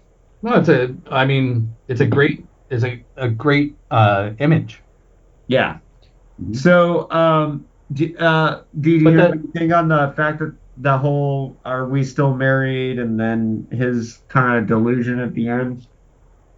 well, that's what I'm talking about is the part where he's in class and every student has to write about being in New York, right? Yeah. And he Well, can't write anything. right. Well, I wanted Dee's perspective because he obviously So went my through all that. that goes back to what I was saying about memory, and maybe it's not memory but perception, and whether it's conscious or unconscious on Phil's part, there seems like it's being what did I say, problematized, because we're kind of, if I had to pick a point of view through which we're seeing things, it's Bruce. It's third person, but it's still It's he's a still dominant Bruce's. Yeah. perspective. Um, And at the end, it functions kind of like a big reveal. Oh, this is the truth of what these various potential misperceptions that he's been having throughout the book. What you're talking about, I think, Larry, where he I don't. That's in the third person narration, right? Hmm. When they talk about that, so you still don't know if it's the truth, but it Well, seems like I mean, it's it's supposed to be his perspective of things, right? yeah. But it seems concerted, I guess, that, oh, okay, we've been playing around with this for a while. Here's the reality. So this is what the paragraph I'm mostly thinking about. What page is that? It's 204, Okay. near the bottom of the page. I have no desire to do it on anything, he thought as he lay on his back, his hands over his face. Why should I? Where will it get me? Can't I find anything pleasant? Imagine this or that? An imaginary journey to a peaceful, comfortable land? He picked up the pencil and considered. Anything? He wondered. On any topic at all? Am I free to do that? Pretend anything I wish? I think I'll write about what's going to happen. So it's like he can't fantasize. He can't imagine anything outside of his own tiny reality. Which Right. is very much a staple, I would say, of folks who live in Milton Lumky territory, in my experience. Now that's Sheltered worldviews, narrow-minded thinking. that is something I didn't think about, but is very true. Yeah. I mean, we see that a lot nowadays. Like people, I mean, but it's always been that way. There are people that can't see outside of their own experience. Yep. So they can't understand other points of view because they don't have that ability to imagine what someone else is thinking. You know, Or a frame of reference. empathy, no Does it barely empathy, leave? no imagination. You know, those kinds of things. Yeah. Yeah. So yeah, I mean, but making your protagonist one of those people is I mean, I have See, to I think it could I have have to worked. respect that. If he better made use, I think, of Milton Lumky, the character, I think it could have worked. But Yeah. the narrative dominated by Bruce, it's too much, too much of, I don't want to say nothing, but not a lot Yeah. happened. Yeah, I mean, but that's sort of what I mean. This is an early book, right? But Dick is well known for that being his character is the one that has the least to say. You know, what does he call it, David? His protagonist, his usual protagonist, the everyman. Well, yeah, the protagonist is usually the company person or in his opinion, but he doesn't really have an antagonist. It's like he has his subhuman everyman character. And Well, yes, the protagonist. in this, I mean, he's very much the company man, right? Yeah. So, And yeah, I don't know if this one really follows the formula in any way, which is interesting, but and then I kept thinking, would it be more interesting? Would it be a more interesting literary experimental novel if in Milton Lumky Territory was all the imagination of Skip sitting in a class, fantasizing about his teacher and like this future, and he can't even imagine. He Going can't even to imagine a Berkeley. positive outcome. He just imagines, can't imagine anything. yeah. But imagine if that had been the story, right? So the framing device is that he's sitting there and he imagines, he's fantasizing about his teacher at the front of the classroom and this life that they have together, and he can't even make it work in his fantasy, right? That might be a more interesting. Well, I mean, basically, Maybe I'm that's thinking what about it how is to at the adapt end. it. His fantasy life is having a store in Denver. Yeah. That's the extent of what he can imagine.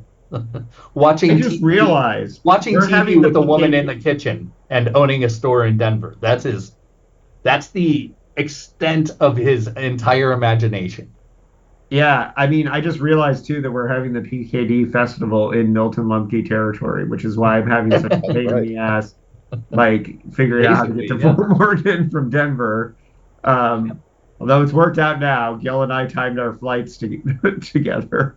Um, but But this ultimately, it's a young book on all counts, right? Wasn't Phil, what, 30 when he wrote it? Not 29, 30? 58, If it was 58, he was born in born in 28, right? 27, right? so 30. Yeah, Yeah. yeah. So he's pretty young. Bruce is pretty young, you know. It's not that young. 30 is not. I Oh, mean, come on. not super young. Yeah, but for a writer, that's pretty young. Even back then, I would think. Well, maybe not. Uh, No, Nowadays, there it's was a younger lot. nowadays. Yeah. And he was pretty accomplished at that point. He just finished writing Time Out of Yeah, Joy. you're right. That's true. That's true. So, I mean, and he was, just in the process of selling that for a hardcover to Yeah. Lippincott when he was writing this. So, I mean, I have a tendency to project. At 30 years old, I was not particularly happy with myself and my memory either. so here's the thing. I mean, personally, I was at the height of my career at Were you? 30, so, yeah. At 30? Yeah. Yeah. I was born in graduate school. So, most of the stuff that I have underneath funny, we've talked about. So, um, and you know, I mean, it's funny. Now I'm not going to be able to not say that the Philip K. Dick Festival is in Milton Lumky territory. I'm just not going to. I That's in there forever. I searched for vegan food options in Fort Morgan, and Google practically laughed at me. So I will be packing food with me apparently. Right. But so yeah, the funny stuff. The first thing I have is of course the buying of the condoms, and the whole discount store thing. And I don't think it's an American thing. I think it's, well, 24 years old, he's still old enough to be buying condoms without being embarrassed, but it's that he's back in his hometown. That's why it makes sense, because the guy behind the counter knows him and he has experience with him. So that's why I thought that was It doesn't like him. doesn't like him. It's a good scene. So, did you look at all at what Lampy had to say about this, or did he do the? I didn't look to see what straight books. Yeah, I didn't look to see what Lampy said about it, but I think that would have been interesting to see what his frontier take would be on this one. oh yeah, because he was driving around the West. Yeah, that's true. Maybe I'll drop him a line. And so the other thing about the one other really funny scene was the Milton Lumke hot potato scene when he's sick, and the girlfriend and Bruce are like, you gotta go pick him up. No, I don't. You gotta pick him up. You gotta take care of him. And then Lumpke's just like, go ahead and go. But I thought the whole Milton Lumke hot potato scene was relatively funny. Well, I like the motel people. They're like, it's not contagious, is it? Yeah. Well, and No, one it's a thing I kidney will thing. say that Yeah, but kidney things can be contagious. yeah, and I think there's this perception of the mainstream novels that they are less interesting because they don't have the far out there science fictional ideas. I don't think so. I think it's about the thematics. I think it's about the I know. I'm talking there's about no alternate like worlds portrayed in them. There's no testing the bounds of what is reality. Yeah, So far. I would say for me, the thing that is lacking in the realism novels is the humor. The like hilarious, like offhanded world building shit that makes you laugh throughout PKD, and like the stuff like I mean, there was I'll some pull of that. a random one out, like the Jalopies store that sells the Jalopy spaceships in the Simulacra, like shit like that is just funny. And But I thought the faking the Neanderthal man was kind of funny in Teeth. But other than that, you're right. yeah, They are really dry. I was just going to add that it's kind of He reminds me of like a clown, like a slapstick clown, Lumpke. If there's humor Well, there's there, humor there. that's where I got it. What's that? There's humor in his, especially in his meeting, his initial introduction of Lumky. Yeah, yeah. There's humor in that. Well, I don't know. It The just made chain me. smoking fat guy that has all these weird opinions. Yeah, I don't know his presence for, and maybe it's just because I didn't find a lot elsewhere. But when he was on the page, I found myself most engaged and smiling, I guess, here and there. Yeah, She's got an ass like Marilyn Monroe's. I mean, he had some one some line. good lines. Yeah. Yeah, he had. You were he shaking with he was a laughter. character. What? You were shaking with laughter as you Shaking read with or laughter. something. That's right. Jittering with laughter. Your forehead was swelling with laughter.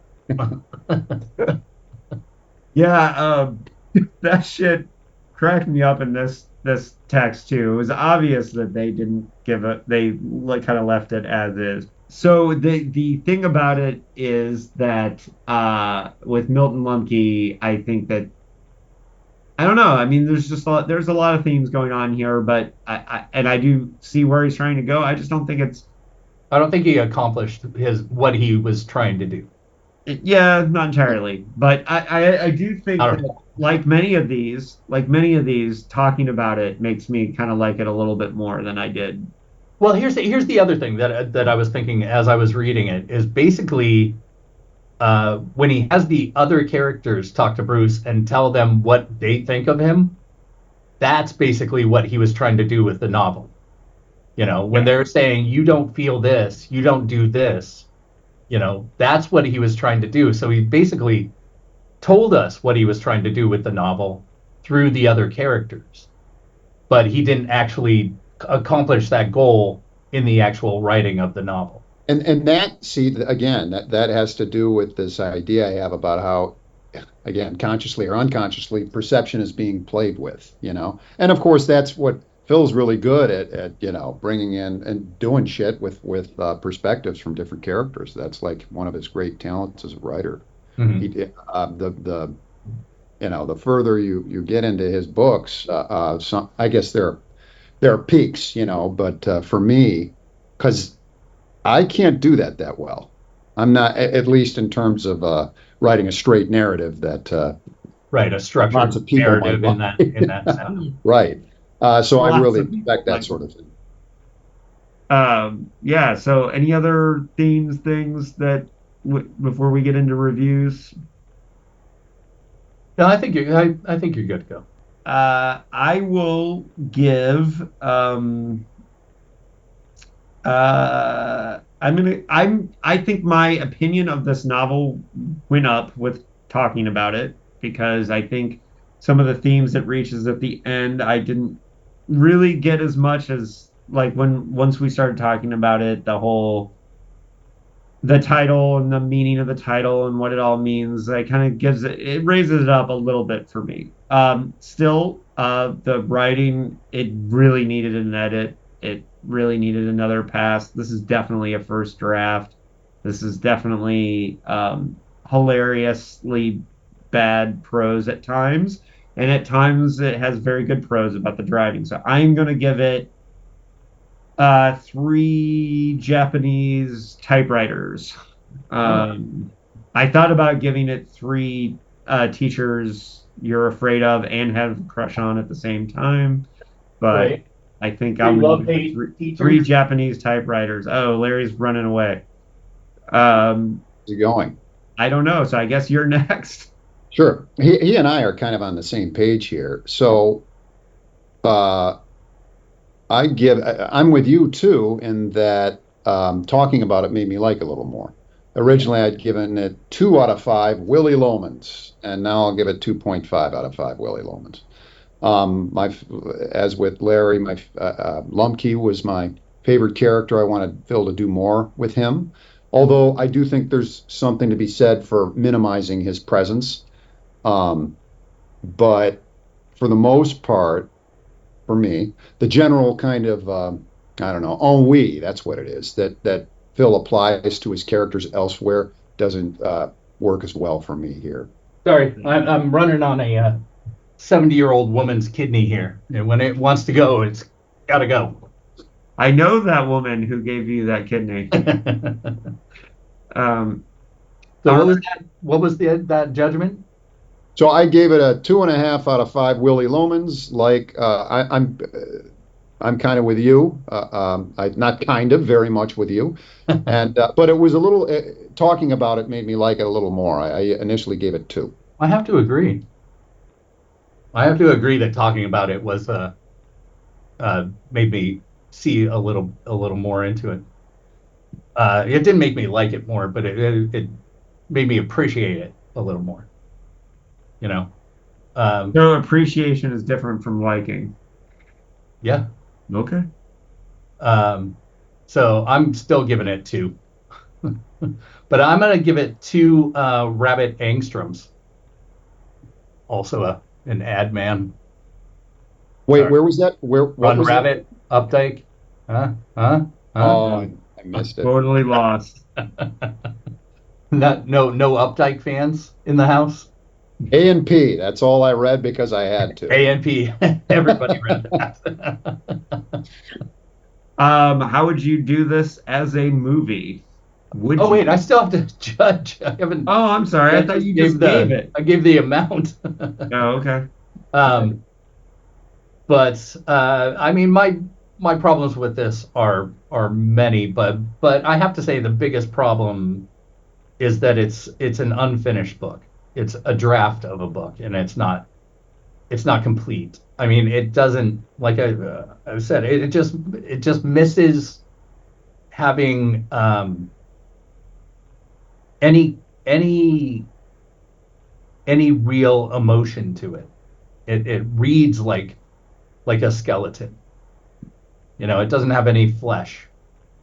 So, I'm sure given 2 more drafts on this, he would have made a great book out of it. Even though it's about typewriters. I mean, typewriters can be interesting if there's characters with real personalities doing it. But a couple of neurotic a-holes doesn't really do it for me. That's it. No neurotic a-holes. Okay. So for movie adaptation, I think I kind of already gave my take on it, making it kind of like a weird fever dream of the Oh of Skip. The childhood, the kid.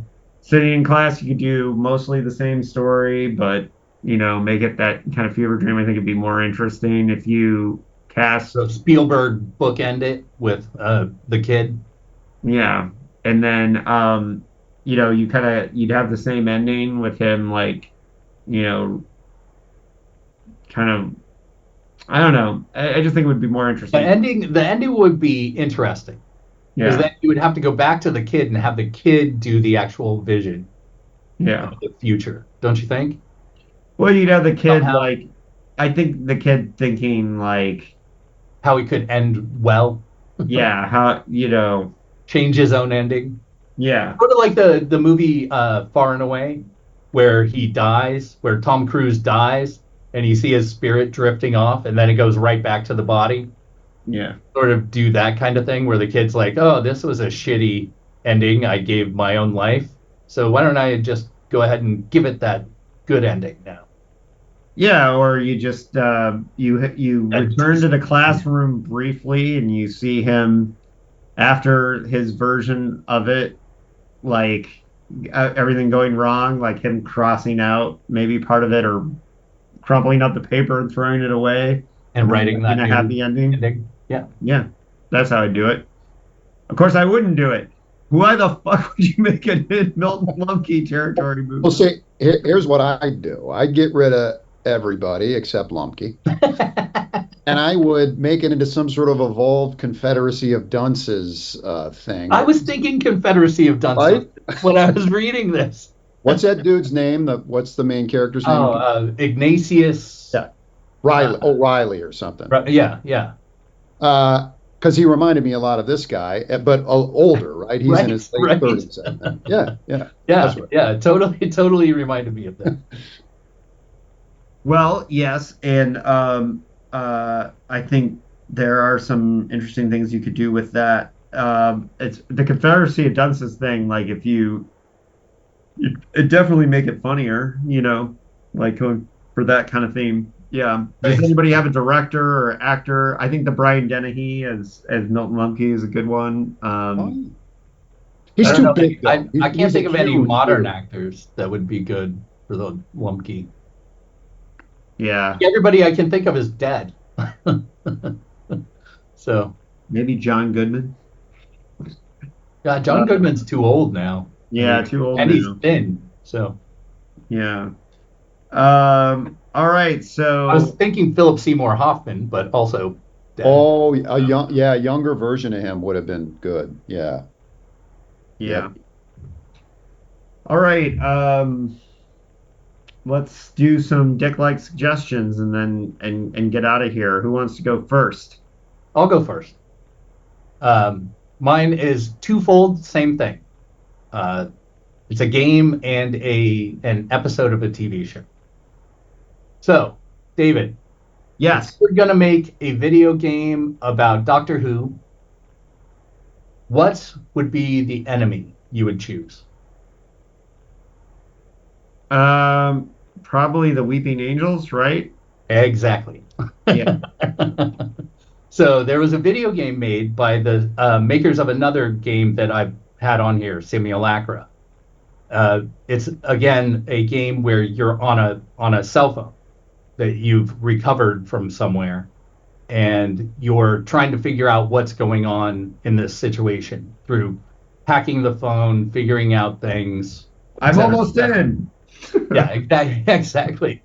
And this is a licensed Doctor Who game called Doctor Who: The Lonely Assassins, and it is about the Weeping Angels. And I'm not going to give any spoilers for it, but there are characters from the episode in the actual game. The actors came back. There's also Wasn't Carrie Mulligan in the long before she got a bunch of Oscar nominations? Wasn't she in the original Weeping Yeah, Angels episode? yeah, she was. She was the main person in. Yeah, that's right. But the Larry character is the one that comes back for this. He's the guy that was the like the nerd, the brother of the girl that goes back or Okay. disappears, Yes. and the girl that plays Blink. Isn't plays that the name? Petronella. What? Isn't that the name of the episode? Blink. Isn't that the name of the Yeah. famous episode? For those who don't watch Also, Doctor Who, this even is- if you don't like Doctor Who, watch that episode because it's amazing. it's widely considered the best horror episode of Doctor Who. And all time. What season? Season 3, season 4 of the new series. yeah, Oh, it's okay. a Tenet episode, isn't it? Yeah, yeah. David Tennant. Yeah, That I was think my it's next season question. 3, but yeah. I could be wrong about that. It's really good, and they yeah, and it introduces like one of the best monsters in Doctor Who Yeah. that has been ruined by overuse since Yes, then. yes, it has been ruined by overuse. But this actually goes back to the original. Basically, uses the original as a starting point, and it stays basically in that same house. So Yeah. it doesn't go to space. Doctor Who is not in it, which I guess a lot of people would be upset about. But Petronella Osgood, who's a character that comes around later, she's part of a unit. Yeah, Remember her? She's Yeah. the one with glasses, the scientist that helps out a lot. Becomes a half alien at some point. But that's beside the point. It's a game about figuring out what's going on, and there's the Weeping Angels, and they're it's obviously Dicklike because there's alternate realities involved, and what's real and what's not real, and what if what you're seeing isn't really happening? It's insane, and it's all done on just you have a cell phone that you have to hack. Yeah. So it's a fun game. That sounds cool. Blink is one of the two. When people ask me, like, where do I start with Doctor Who? I always tell people to watch 2 episodes. One, David Tennant, Blink, that one, and then The Doctor's Wife from Matt Smith era. And I always say, watch those two. If they're entertaining or fun for you, then go back and start. Then watch the whole Yeah. thing. And Neil Gaiman wrote the other one, the Doctor's Wife episode that Yeah. that I consider. He wrote 2 episodes, right? Yeah, and the other one's not as good, but The TARDIS one. the TARDIS one I like. That's the one I like, The Doctor's Wife. Oh, that is the Doctor's Wife. Oh, yeah. Sorry. Yeah, that one I think is one of the best the best hours of Doctor Who ever. Yeah. Ever. And I can watch The Doctor's Wife 100 times and never get sick of it. Yeah.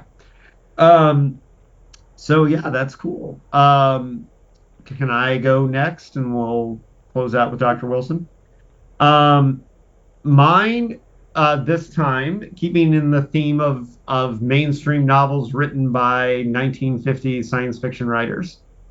I read The Intruder by Charles Beaumont.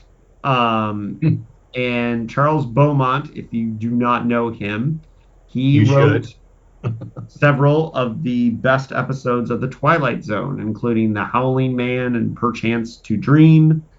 Somewhere around here, I have his short story collection. Right here. Perchance to Dream is great short story collection, selected stories, foreword by Ray Bradbury and afterword by William Shatner. The Intruder was his, I think it was his only novel. Charles Beaumont died very young, but Way too early. Yeah, Ray Bradbury would always say that Charles Beaumont was the best writer of their whole crew that hung out in LA, but he didn't live long enough to really have a long career. And he wrote this one mainstream novel called The Intruder about segregation in the South.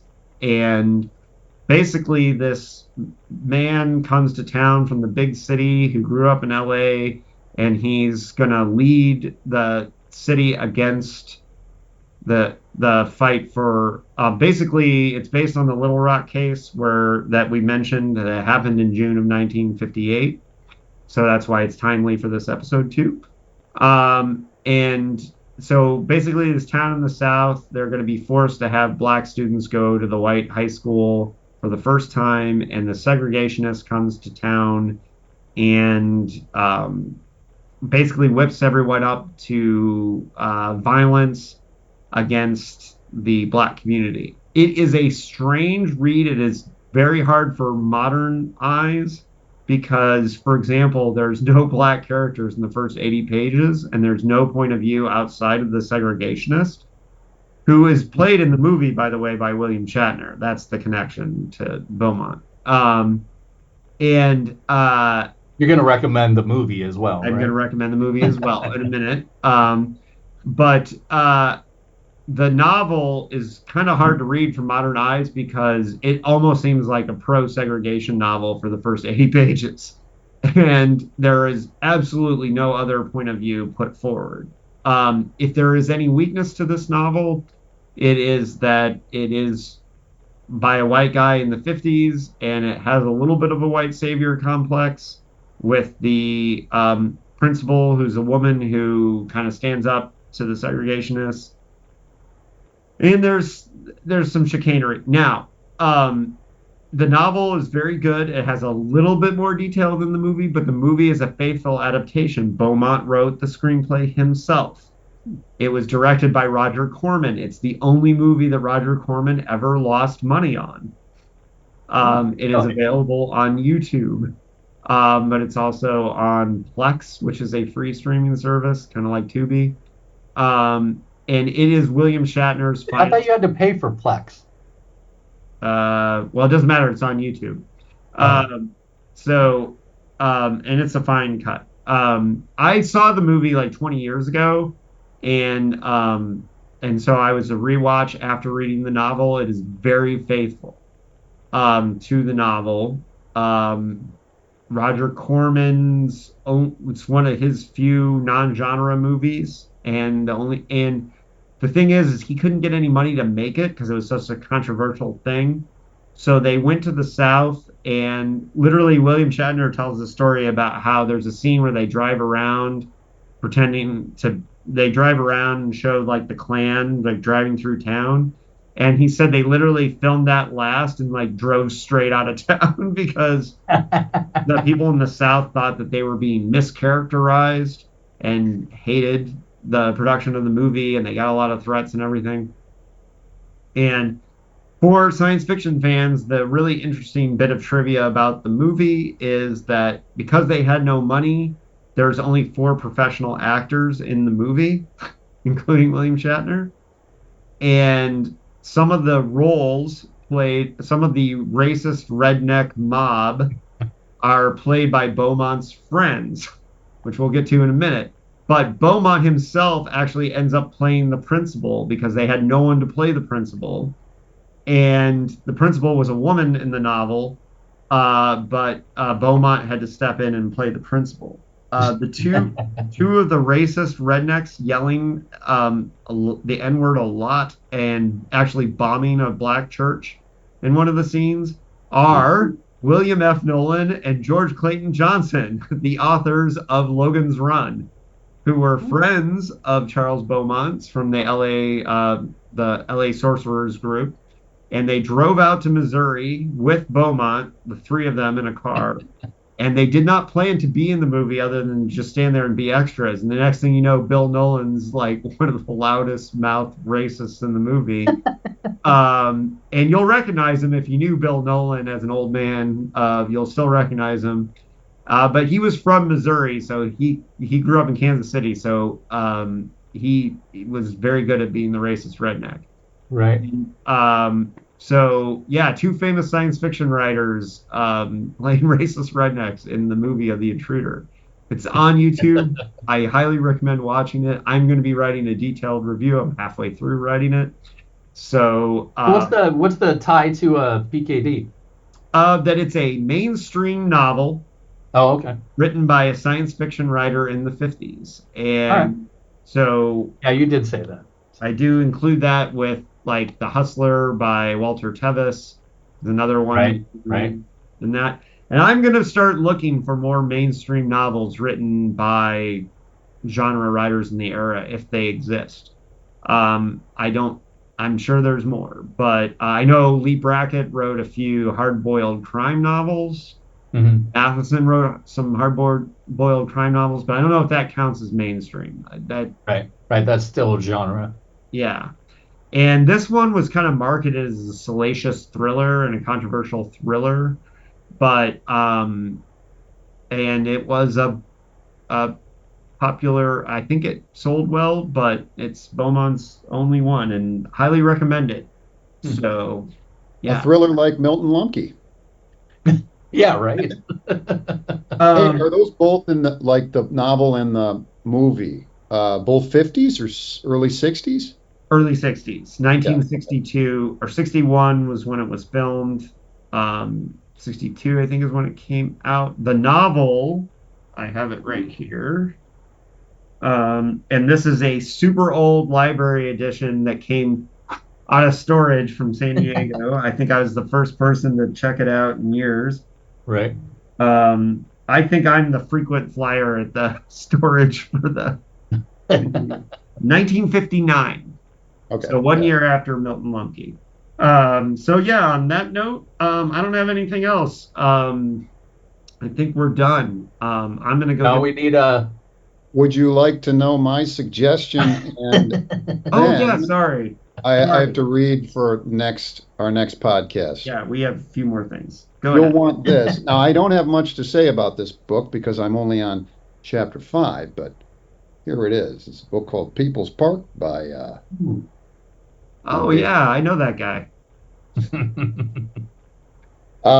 But seriously, I detected a lot of PKD in the chapters that I've read so far, and I will limit it to world building, the likes of which we were talking about today. You do an excellent job of slowly building, you as you know, you insert lots of 1980s kind of, what do you call it? Americana, I guess, of that particular location into it, and it works. Yeah, that was the first book I wrote after we started this here podcast. So I can kind of hear, I mean, because we're well immersed in, all I mainly read now is like Philip K. Dick and shit about Philip K. Dick, and I can kind of hear his voice in your book. Yeah. well, thank you. I appreciate that. Hmm. So yeah, I didn't want to miss that one. Yeah, right. I made it to the Don't- Dicklike Suggestions. and then next time we're going to do Radio Free Album, right? Yes. Yep. Can you tell us about it? And sure, I got a little blurb from Publishers Weekly, which is better than most of the write-ups that they do. Hmm. And here's what it reads. Here is another of the unpublished novels science fiction writer Dick left when he died in 1982. It recounts the friendship of two California men, Nicholas Brady, a record store clerk, and later a record company executive, and Philip K. Dick, a writer. During the several decades spanned by the novel, America slides into fascism, particularly under the presidency of Ferris F. Fremont, who comes into office in 1969. Once entrenched, Fremont begins tossing dissidents into camps and in some cases executing them. Brady, meanwhile, a little different than Milton Lumky, right? Brady, meanwhile, has been receiving communications from a godlike intelligence, which he dubs Valis. Valis guides Brady in the secrets of the universe and the conduct of his life, and in a plot to bring down the monstrous Fremont, a cause to which Brady is finally martyred. This bleak political vision is given extra force by its autobiographical tone. Though not one of Dick's best novels, it is an engrossing, nonstop excursion into a believable vision of hell. Hmm. Sounds good? I'm Yeah, I looking don't know forward to it. anything about this. Yeah, I mean, I think I started it years ago, but I have never read the whole thing, so I'm looking forward to that. All right, on that note, folks, we'll see you next time for Radio Free Album Booth. And do you know, Stay paranoid. Jesus Christ, just end the fucking episode. keep it paranoid. Stay paranoid. We love you.